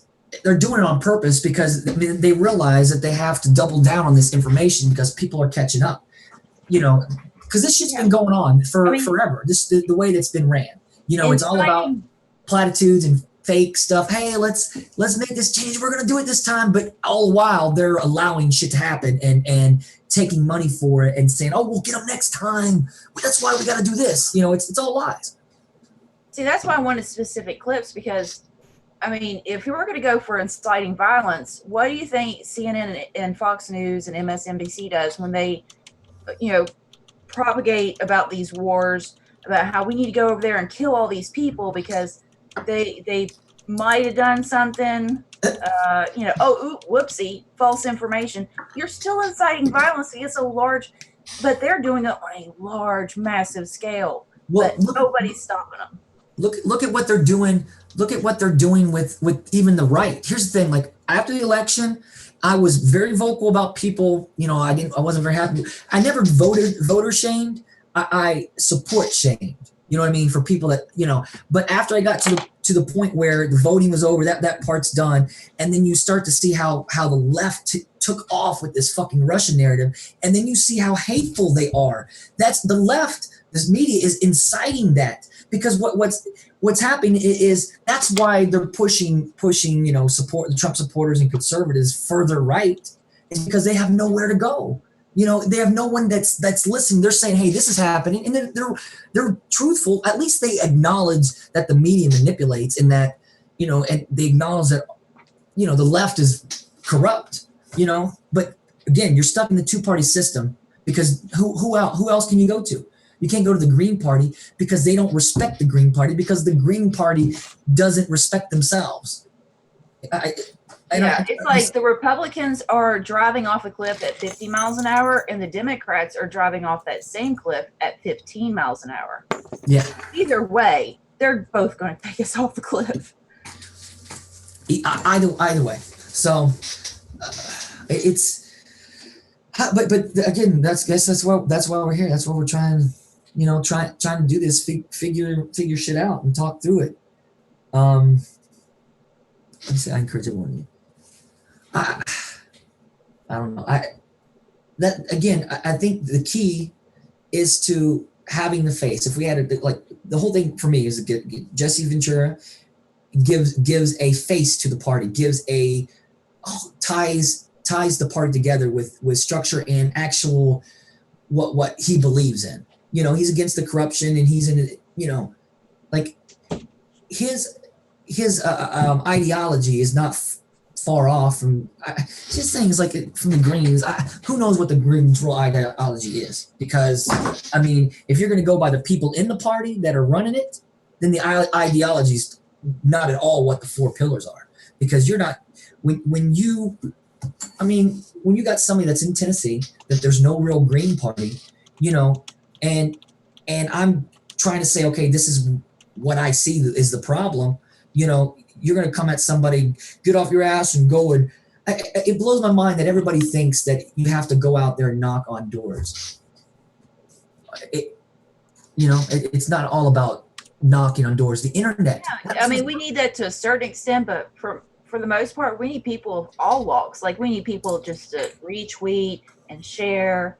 Just send an email to your friends. Just while you're at work, maybe bring something up. There's just even the smallest little thing. There's all these movies, and I saw this quote, and it was like, damn, that's a good point, because they were talking about like these movies where people go back in the past and the butterfly effect, and like one little thing will totally change the future, but nobody thinks about the butterfly effect that we're setting in motion right now. Like every little thing, even if it's just, I said, mention it to somebody that you work with or a relative, just the smallest thing can make a change like that. So, right. There's nothing that's too small. There's no job that's unimportant. That's you start with the people your friends, your family, that's how you do it. The people but you have to, if you don't have like a solid place for people to go, then there's no use. There's no use of even trying to. There was something you made a point that I was gonna. What do you think? I think we need like an alternative, because here's what usually happens is like when these societies break down and you get all these poor people and stuff, when the government fails them, where do they turn to? Churches. And then it just kind of starts the cycle back over again. I would like a better alternative, instead of saying like, we need a political party that actually steps in when the other political parties aren't doing their job, because it shouldn't fall on. And I'm not. God bless them. There's so many times I wouldn't have had a meal if it wasn't for those people. But at the same time, that's not their job. That's not their job. They shouldn't have to. That pressure should not be put on them. That's why I'd like to see more of the activism role, like with Green Party, because I guarantee you, people will remember that. Who was there when they were down and out? Who was there to help them? Green Party. Even if it's just little stuff. Right. And giving them the access, giving them information, giving them a platform and to have the conversation is everything. Even if they are libertarian, good. Like what better way to bring people together, say, hey, here's a platform that we can discuss these ideas, but we don't have to discuss them in the same banner or the same platform as like the mainstream, because the mainstream says you have to pick a side. The Green Party is supposed to say you don't. No, we can acknowledge what you're right. If the right's worried about, okay, let's do it like this. Say the right's, they're worried about Muslims, they're worried about terrorism, whatever. So that's a small percentage. So the idea is to say, okay, well, if this is your concern, there's a valid concern, but we just have to paint the picture and show how big the concern is and why there's a spotlight on it, why it's illuminated. And why they should, you know what I mean? So it's like understanding and acknowledging people's fears and insecurities about certain things, and then showing them why that it's led them to there. And the right, if they understand what's going on with the media, that in time they're going to realize, okay, well, shit. Wait, all they have to do is Hillary Clinton, the weapons deal. Saudi Arabia is funding ISIS. They're bombing Yemen. We're funding. Basically, we're giving the weapons to these people. So all that stuff can, once they realize that shit, then they're like, wait a second, I don't need to be upset at Muslims. I need to be upset at the people that are using Muslims to, you see what I'm saying? Like, they understand WikiLeaks to an extent, because again, it's like people, they use WikiLeaks. My buddy was watching it, because they were talking about it. And all they do is they talk about like who gave who, where, what, and who knew this and that. And like, where's the conversation about what was in it? If it was so important that it changed the election, then why doesn't people know more about what was in it? Why don't you understand? Because everything in the DNC leaks and in the Podesta files should be enough information to put damn near everybody in jail automatically, just because to show the collusion and how shit's operating. And not only how it's operating, is to show how how like Obama and the DNC, how they're accomplices to it. And like the media, it blows my mind. It's like you believe the media is false until they talk about the Republican Party or until Trump. They say something you agree with. Yeah, exactly. But that's what I said. Look at the mainstream media. What is the one thing that they applaud Trump on every time is bombs. War. Yeah. Bombs and war. Is that not? Does that not mean something to you? Like people don't. That sounds like inciting violence to me. That does. Yeah, absolutely. It's and it's. I mean, that's the thing. I try to say, okay, well, because if you say something about Trump, okay, anybody tell somebody say something about Trump, he's a symptom, not the disease, right? I mean, he's a problem and he's doing his own thing, but there's a reason why he's in there, you know. And then I say, okay, well, we gotta work our way back to see how we got there, you know. But a lot of people the left has a hard time criticizing Obama. I mean, it's like these blinders, like, no, there's no way. There's no way.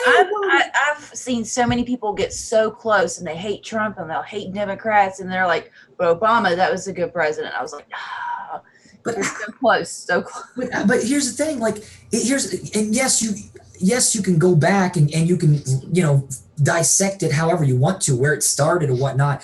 But you have to look at every administration and call out what they've done and their crimes, because none of them are without their set. None of them. And that's why I try to say, it's like, you don't understand, you know, what Obama did to lead to this. It's like ignoring the cheating. Like, come on, like that's a big thing. That's a huge thing. Yeah. They're like, it's the. And if he's not going to fight for us on that, I mean, it totally makes me. It's like, you know, there's whatever it is. It could happen again on something equally important as far as, you know, healthcare or whatever else it is. So, I mean, he's already shown he's not going to do the difficult thing. I mean, I used to give him props for that. He used to, you know, when he came here and talked about global warming and how it's real and it's man-made, you know, I was like, damn, he's willing to say the things that need to be said. That's what really got my vote. And when he totally turned his back on that, it showed me there's just, there whatever it is, there's something that will make him do the right thing. So, you know, I don't have very much confidence in voting for him. What, and then what I hear too, you know, and I talk to like black people about it, you know, because I have a lot of black friends, and it's a weird conversation. It's a hard conversation sometimes because, you know, things can be misconstrued. Like, I watched Cornel West talk about it. And he said, you know, you can acknowledge, basically, you can give the merit to the importance of having a first black president and that merit, but you have to realize that if this is the way things are running and this is how it's been, then why was this black man able to get in there? So say if everything's run like that, you can't say that he's this great person that just couldn't do anything. There was a reason why he was allowed to get in that position in the first place. Oh, that makes sense. You so like that. Yeah. That's a great way of putting it. And that's what I'm trying to get. You know, because I'm talking it out. I'm trying to find better ways to you know, lay it down, because here's the thing: you say something about Trump, it's all then well, but what about Clinton, or what about Obama, what about, you know? So the problem is nobody knows how to have a specific questions. You know, have specific things, because you want to talk about Trump, then you can say, okay, this is Trump, this is what Trump's done, and this is how he got Trump. You can have all these different specific topics underneath that, you know. But I got a question for you, Snort. I was watching Ron Placone probably like a week ago, and he was talking, or might have been a few weeks ago. I don't know. Time is awful when I'm working.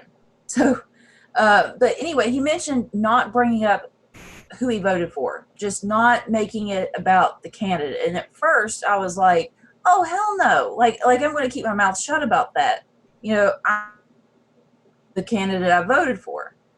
But now that I think about it, it's like maybe he might be onto something. So I'm wondering where you stand on it, because it's starting to make sense to me. I'm starting to see the other side of it, of, you know, not making it about the candidate, which I try not to anyway, but make it more about the issues. So I was just wondering what you think about it.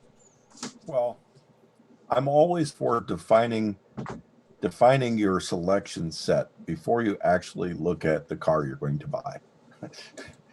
And I almost think it's the same way, and that's the way, kind of an engineering thing. Before you start deciding which is better, you don't look at the actual item. You say, what features of the item do I want? And if I put that to voting, I'd say, yeah, look at the issues first.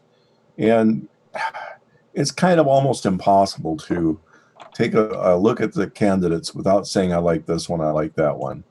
But in your mind, if you just start thinking, all right, who's going to hurt me the least? Who's going to help me the most? And you line your issues like that. And then you say, who's going to help my planet the most? Who's going to hurt my planet the most? And make your list that way. And then as the new candidates pop out, adjust their position on the list as to what the new candidate is. So you're saying kind of like a combination of it is like kind of back the candidate, but talk about the issues of like, this is why. Oh yeah.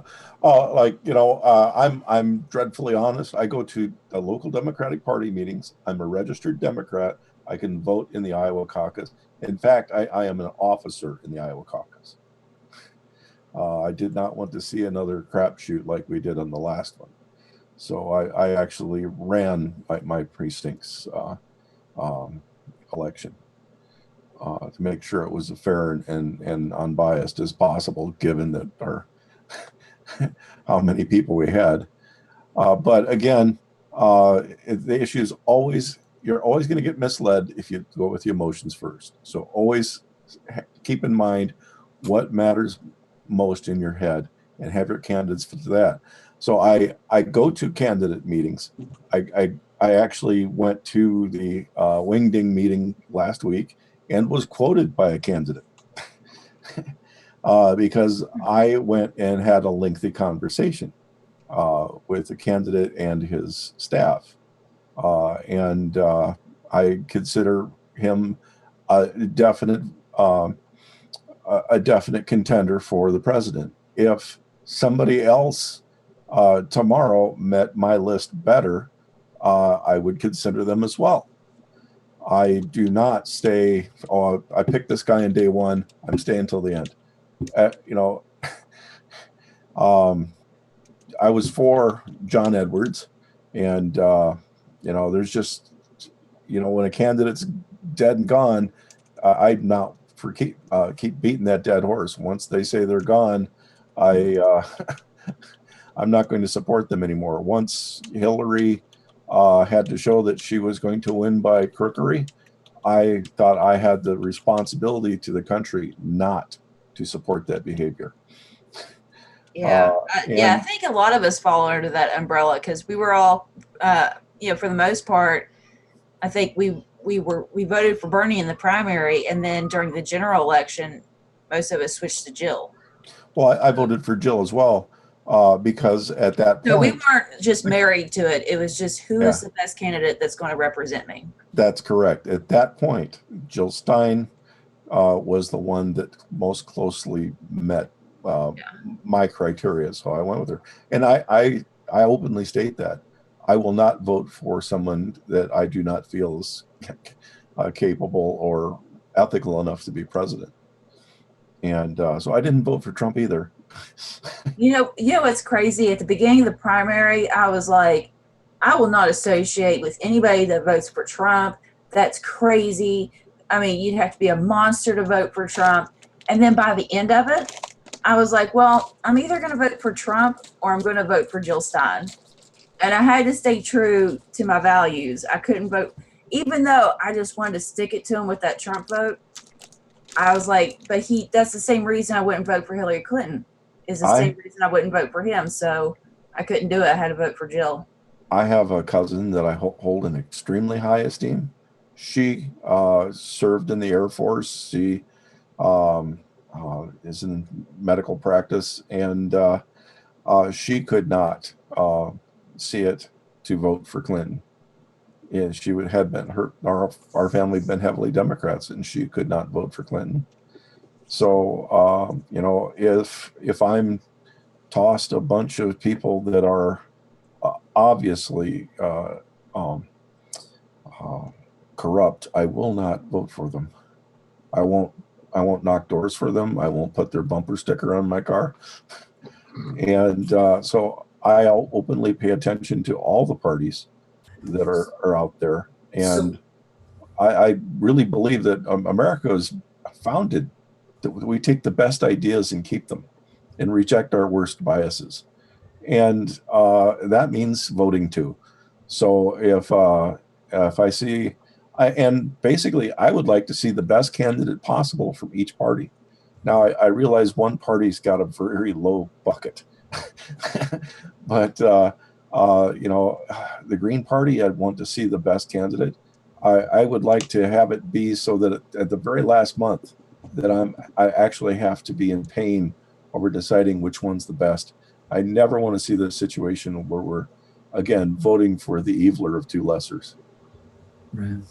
Yeah, it was a shit show. Like I don't know if any better word for it other than that. I mean, and if they are left to their own devices, I guarantee you it will be exactly the same, probably worse. Well, here we had 9 candidates in the presidential election, and I viewed 8 of them as inviable, and then I saw, you know, Jill Stein was close to my values, and I thought, you know, let's see if she get her 5%. Yeah, that's what I was going for. I mean, I at think this she rate, honestly, like this next debate, we might actually have real poo flinging. Like that's where we're headed. That's where we're headed. Because we've already gotten, we're already at the name calling stage. You know, like there might actually be a fist fight at the next one. Yeah, you got to up the game. In the first big presidential caucus, or not caucus, but the first major thing for the presidential election in 2020 was last Friday. There was 4 candidates that spoke. I mean, this is, you know, the start of the Iowa caucus. This was last week. 4 candidates got up. One was just a joke. One seemed to be running to be the vice president of the other. One other one might have been, and actually the one that wanted to be vice president, I would say that, yeah, I would even consider him for president. But the one that felt my values the most, he was for UBI. He successfully teaches people how to start up companies. He has been very progressive in setting up his own sort of UBI experiments, and he's for healthcare, for the education. About every box you could tick off, the guy's for. So when he got up to speak, suddenly, and I went to this. This is a big Democratic event, so I was expecting to be the only pro-Bernie person there, and I suddenly, when this guy steps up, there was a lot of noise. It was like Bernie was getting up there, and there was another comment right after that Bernie was cheated. So I knew immediately, with all the people shaking their heads, yes, that I wasn't alone. But the moment he walked toward the stage, they turned the cameras off. When CNN reported on the Wingdings event, they did not even mention this guy was there. So he's possibly under a blacklist on don't cover, don't. Do you remember his name? Yeah, Andrew Yang. Andrew Yang. Okay, I'll have to look him up. We'll see if he's You mentioned him before, I if think. he's running again. Yeah, Base with him, because if he is, I mean, I'd like to give him a platform for sure. Jimmy Dore's had him on. Oh, okay. Well, okay, so here's my you know, I mean, here we're having a conversation. So understanding that the Democratic Party at the top level, it's owned. I mean, it's a corporation, it's owned by certain people. So, and how that, I mean, I understand, like, you know, the rank and file of people, like, and I know that what you're doing is important to make sure, like you say, the integrity and stuff is, for me, my problem is, like, we like having this conversation is like, it's like, it's a weird thing because I look at it as that point is the big picture. It's corrupt the party itself and in the leadership and how it's ran. So I won't and I can't vote for a Democrat, period, for the fact of, it's hard to trust anybody that goes in because anybody that's running as a Democrat doesn't understand the principle that the two-party system needs to break. I mean, maybe they do understand it, but running as a Democrat, I mean, again, it's not. I think it's just a difference between like short-term and long-term goals. Like short-term people probably just want to get into the office under whatever platform to make whatever change. So I can see that argument, but there's other people that look more long-term, and that's what I'm looking at. We're not going to get quick, easy results. It's just not going to happen. And I always equate it to like when I lost weight. It's like, if you want quick and easy, it's just not going to happen. You're going to have to make actual life changes. You're going to have to, so like running as a Democrat is or a Republican, but I think in the long term, we just need stronger Green Party candidates. Well, I mean, but see, that's the thing is like, it's like the two-party system in general is the problem. So it just makes me, it bothers me. Adding to it. Yeah. Nobody, it's like, if you want change, then you have to break up their power. The two-party system is what gives them the power because it says, hey, you have to pick a side. And right now, both parties, the big money interest hedges their bet. They put money into both sides because they can pay for it. And it doesn't matter. They're going to get what they want. The Democrats are happy, except that they're not in full power. But at the same time, they are in full power because they're the ones who are handling the narrative and they're still making money off all the things that Trump's doing. It's still making money off the system. It's all for show. So for me, when you say like candidate and stuff like that, like that's my thing. Okay, are they going to? I don't know. It's hard, especially after the whole Bernie thing, because how can you sit there? For me, and I'm not trying to, I understand too. It's different for the people that are in the party that have been in the party, and so it's different from the actual, it's just hard for me. Yeah, and it's hard too because you live in Tennessee.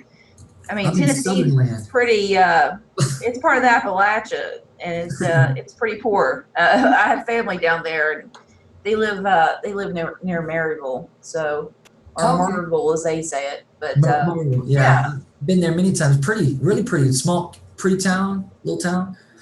I've actually been there. Yeah, it's cool. Cool little town. I've stayed in a hotel there 3 times. Oh, cool. Oh, I forgot what I was saying.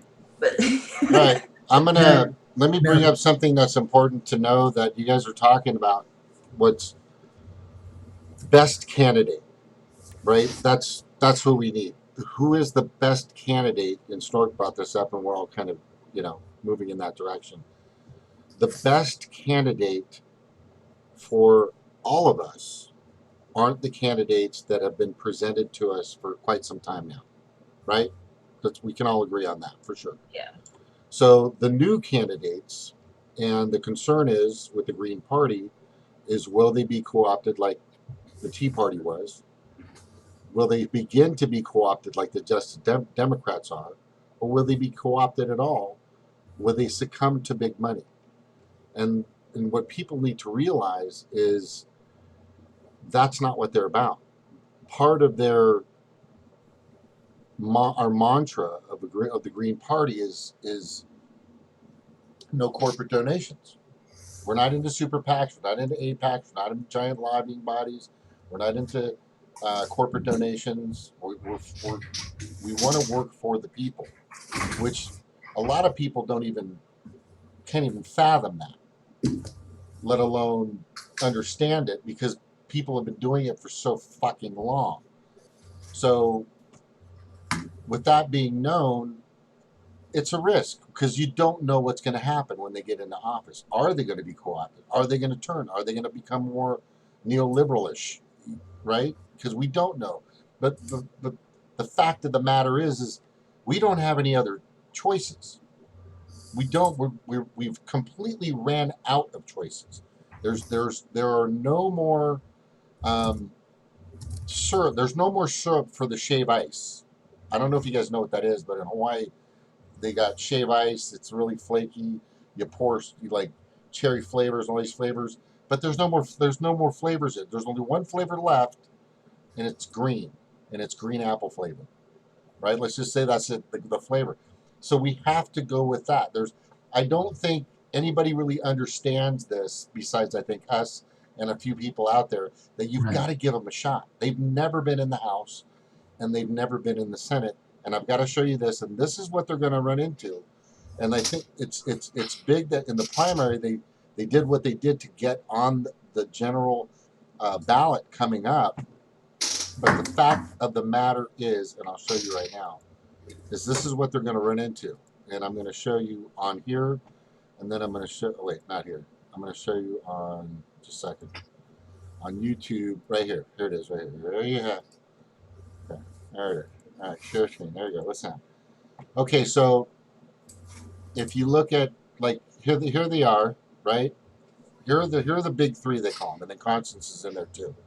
From, I don't know what state she's in, but these guys actually have a chance because I don't think we've ever gotten to this point before, or this high up on the totem pole, to being in the general election, to actually be a fucking representative of the United States on the Hill in Congress.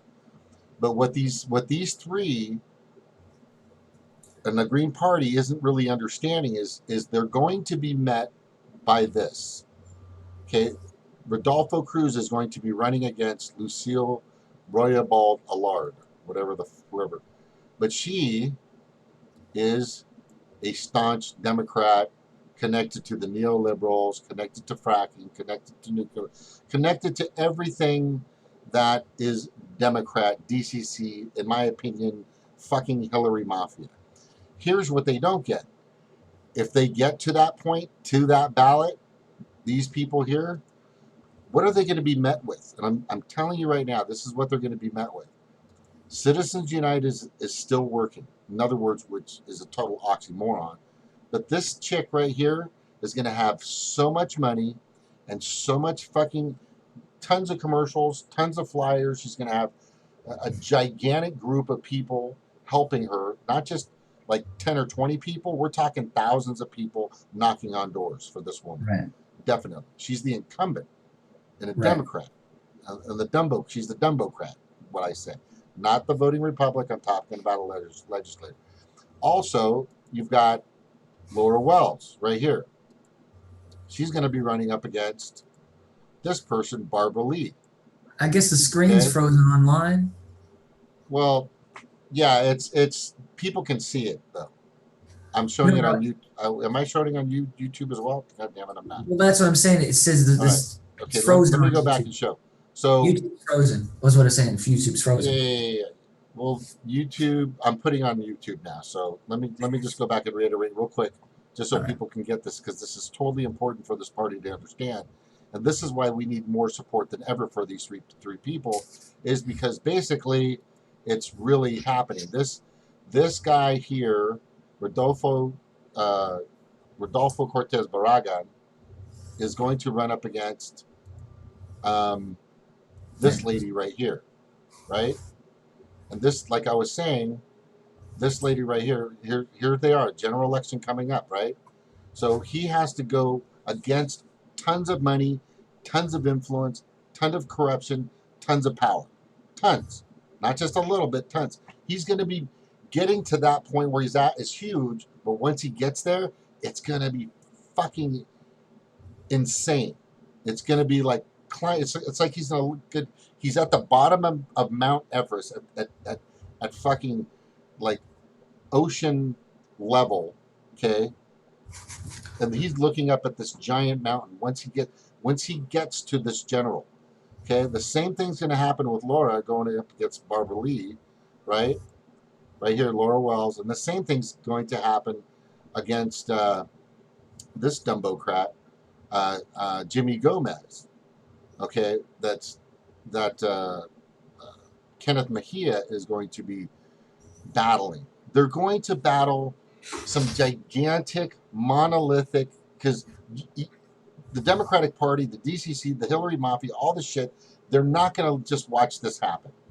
They're not just going to let it happen.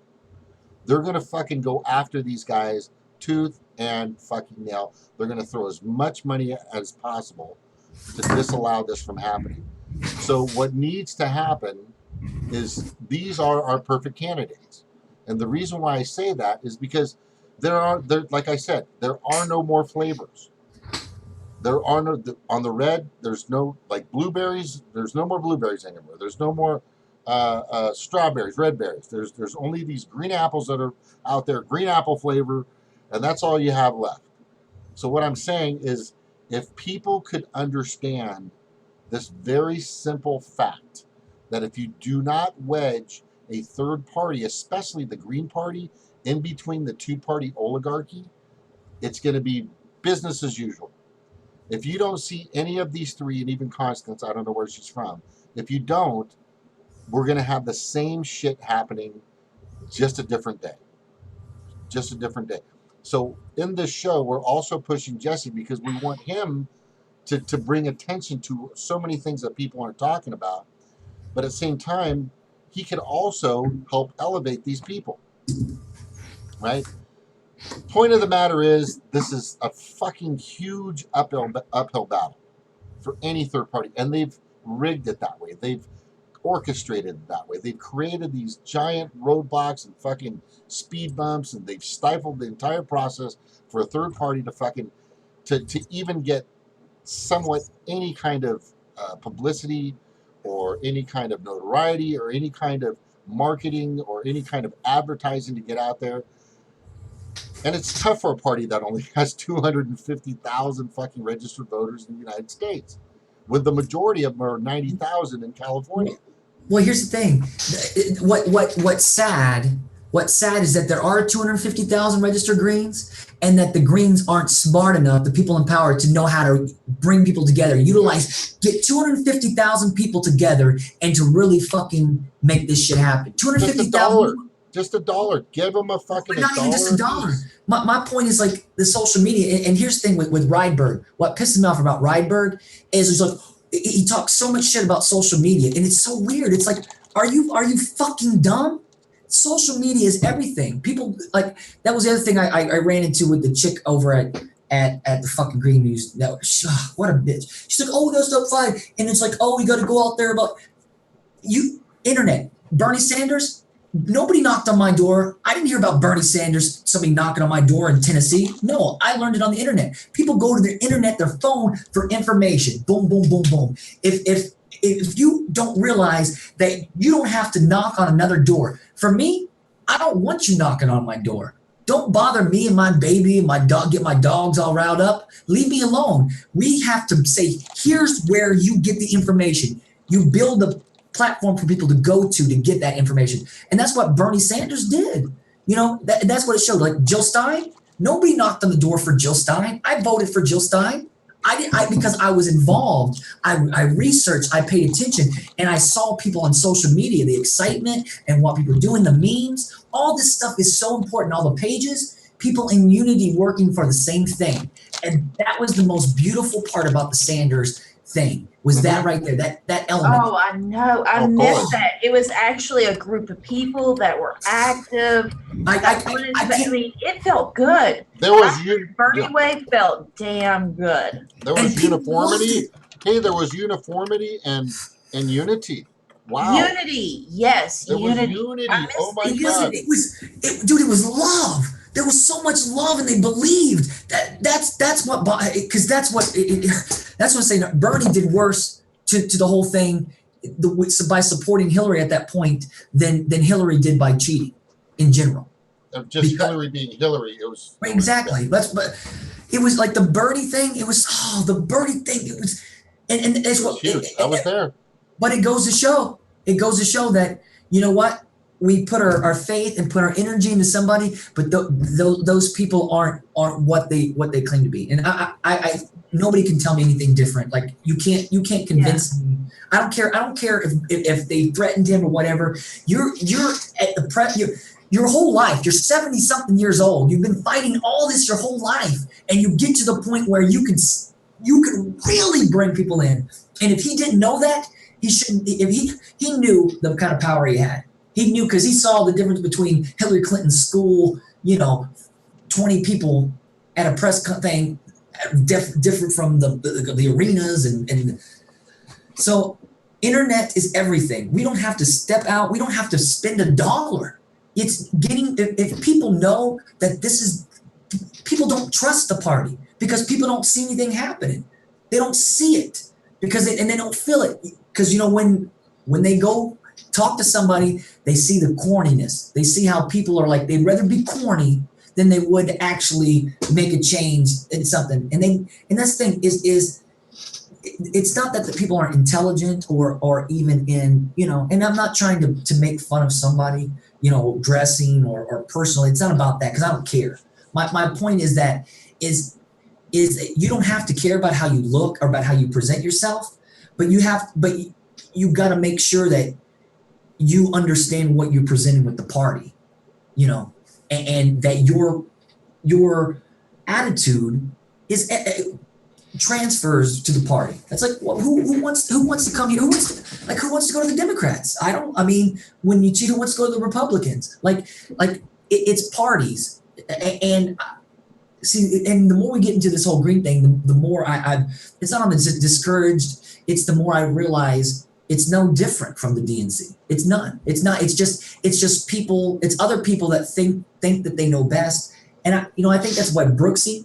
Because Brooksy doesn't want to lose his seat. These people don't want to lose their power. They know if people come in, there's going to be people better than them that are smarter, more hipper, and people are going to like them better. So they don't want change. They're like, oh, well, we're good at minimalism. We're, what is it? Moving slow. Yeah, I just don't think they get the importance of bringing people into the party. Because it's just, they're sitting around wanting to get people elected. But at the same time, if there's nobody in your party, that means people don't know about you. Right. If they don't know about you, they can't vote for you. And I don't know what it is. And I am diehard when it comes to my values. I will stick by them. And I'm not going to sell out just to get popular. I want to be smart about this. We got to be, that's the one thing. They can take our money, they can take our time, but they cannot take our intelligence and they cannot take our brain function away. So when we put our brains to this, we can figure it out. That's mostly what it comes down to is we need people just trying to figure this shit out. We need think tanks out there, just little groups like us, just going out there, getting some data, looking at the numbers, just crunching it. Well, here's the thing. It's not even just that. It's called influence. It's called, we're so tied in because we've done so much time talking all these issues, going through it. And even not only that, think about how much research we've done on independent media and how much we know the thread, what's going on. So we understand that. So we're in a position to really take over the face. I really believe it. I think it's got to be us.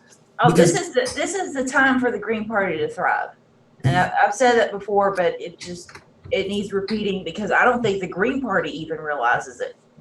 They're just so used to being the underdog. But right now, with the way that the stars and everything is aligned, it's our time to shine. Absolutely. Right. So let me show you something real quick from Abby, somebody that broke my heart. I'll say, so Obama oversaw, let me just put this up for you guys. It's going to be on YouTube. I'll just read it for you guys. It's on my Twitter. So she just recently put this. Obama oversaw Standing Rock brutality, expanded drilling, lobbied for fracking. Perez now to reverse token DNC ban on oil donations. Democrats pretend to be on the right side, then hideously stab their base in the back to grovel to their corporate masters. And this is what you're going to run into if you continue to think that there's going to be a Justice Democrat that's going to fix the party. This is you're just going to get stabbed in the back again. And this, I got to show you one more important picture that I think is very important. Is I felt that I got stabbed, and I'll show you the picture right here. I was cruising around all of Huntington Beach, California, canvassing for Bernie, passing out flyers, going to each address. I had to fill out what was the reaction, what happened. I had to pass out stickers if they wanted, put on door hangers. I got blisters running around for this guy, and I think I put in about $160 total. And then he just disappointed me. I mean, at the very end, he just disappointed me. But the biggest thing is again, we have to make sure that the rest of the country understands that it's going to be the same old bullshit that they're going to fucking try to convey to you. We're going to fix it. We're going to do. Oh yeah, we're going to. Oh, we got you. And then when it comes go time, nothing fucking happens. Nothing fucking happens.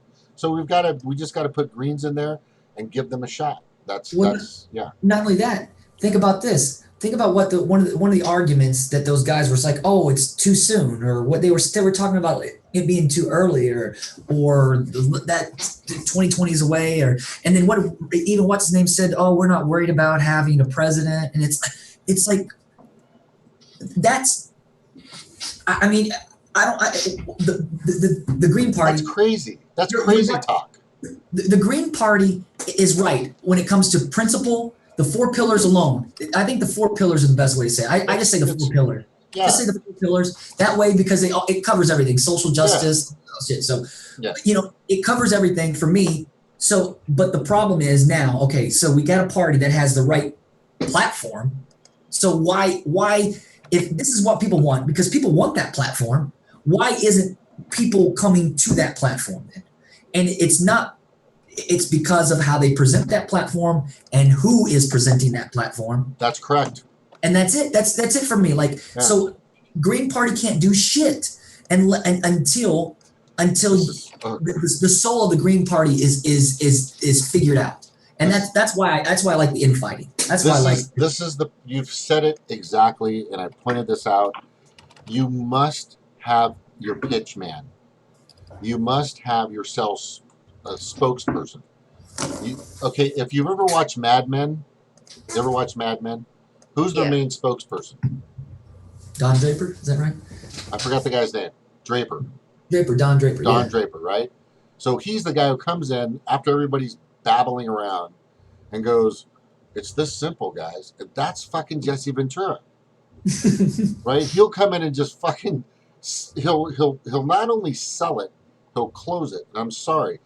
If you think the Democratic Party and the Republican Party aren't selling you bullshit every fucking day, then you've lost. Then you are totally out of the fucking loop of any kind of intelligence, in my professional opinion. And I think you've lost your mind. It's almost like we need somebody that can see it from another dimension. Like everything is like in 2D right now. We're like, old school, like this point, that's the way that we're looking at things. We need somebody to put it into like a third, because I think that kind of boils down, like most of our political problems, it's all about sides, and it's all about like this duopoly, and it's always about these two forces that are supposed to be so different, but they're not. They're actually two forces moving in the same direction. Absolutely. So. Well, and here's the thing too, is like, the whole vote blue no matter who. I saw something that guess TYT did something about it. So the Green Party, I want to go over that, because I think the Green Party needs to say, you don't have to.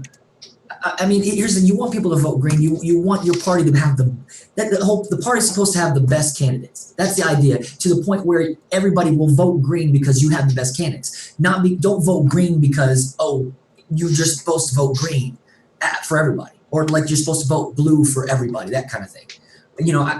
I think it's important to, I guess to point that out, like for people coming in.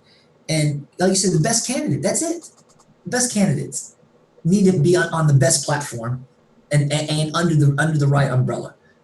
Spokesperson, all that. There's only one choice. I think there's only one way to go, and if you're not voting Green, then you're because the Libertarians are just a fucking. You know that door between two hotel rooms that you can open up, and you've got one hotel room. Yeah. You know what I'm saying? It's like a double door. Well, the Mhm. Libertarians and Gary Johnson and all those fuckers, that's how close they are. They're right there with the Republicans in most of the shit they're talking about. And I think it's just a matter of just some co-opted big fucking money deal greed shit because they're all Ayn Rand, well, most of them are Ayn Rand mentality like. So they're not an option. We already know that the two-party oligarchy that already exists is definitely not an option. So the only option for everyone to actually that needs to come to light is to find out what's really going to happen. We need to do it to find out what's really going to happen. Would a third party change not just the mentality or change the perspective of the people that are currently fucking up this nation and the world? And I think they would. I think like I've said, if you had a Green Party won in Congress, they would actually look over and go, what the fuck? How the fuck did that guy get in? Oh my God. But they would pay attention. And this person would get up and talk about things that nobody's heard before. And then Jesse would back him up or whoever. But it would change the dynamics almost instantly. Of course, they'd try to shut him down. Of course, they'd give him shit. But at the same time, we've been going and doing the same fucking things for too fucking long, and we have to mix it up. And I think that's as risky and as drastic and as bold as we should be is going with the Green Party candidate. And that's one of the reasons why I went Green Party, because I knew that had to happen. Once I know Bernie fucking sold his ass out, I go, well, that's obvious. What else is there? So I looked into the Green Party, and I always have. And then I found out, fuck, they're like right where I want to be. And then I said, fuck, I think the whole entire country and the world should be there. They're talking about shit that's actually going to make a positive difference for the 99% of the people that live on this planet and all the fucking little animals and birds and fucking trees.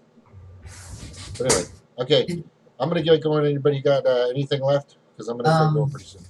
I was just going to say, yeah, I mean, you're right. Like, I think Jill Stein articulated the message and the values very well. I thought she was very articulate in that.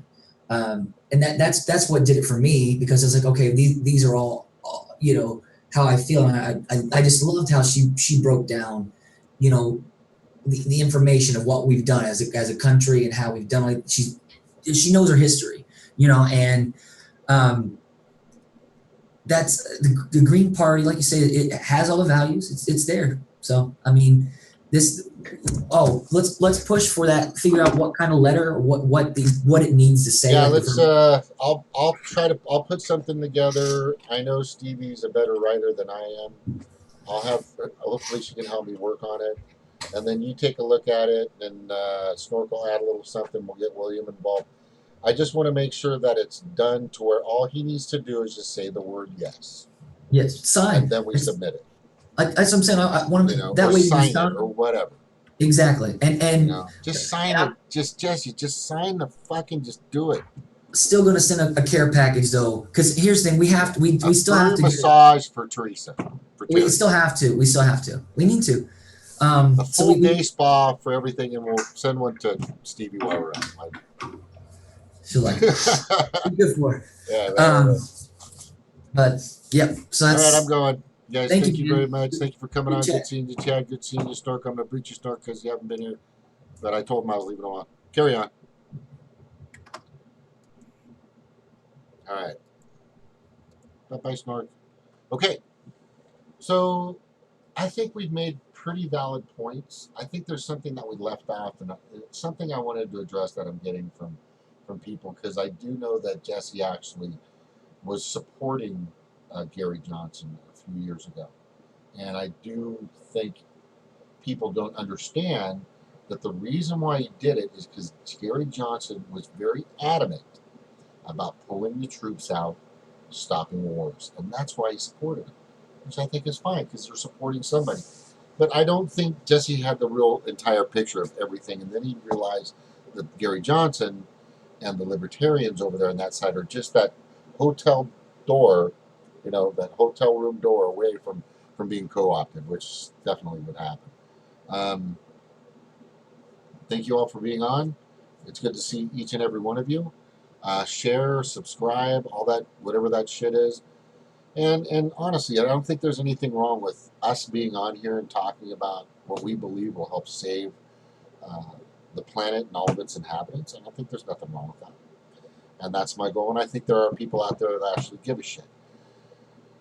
One being Jesse Ventura, for sure. So anytime you guys want to come on and have a debate or negotiate or have a civil conversation in regards to why you think it shouldn't happen, be my guest. Come on, let's hear it.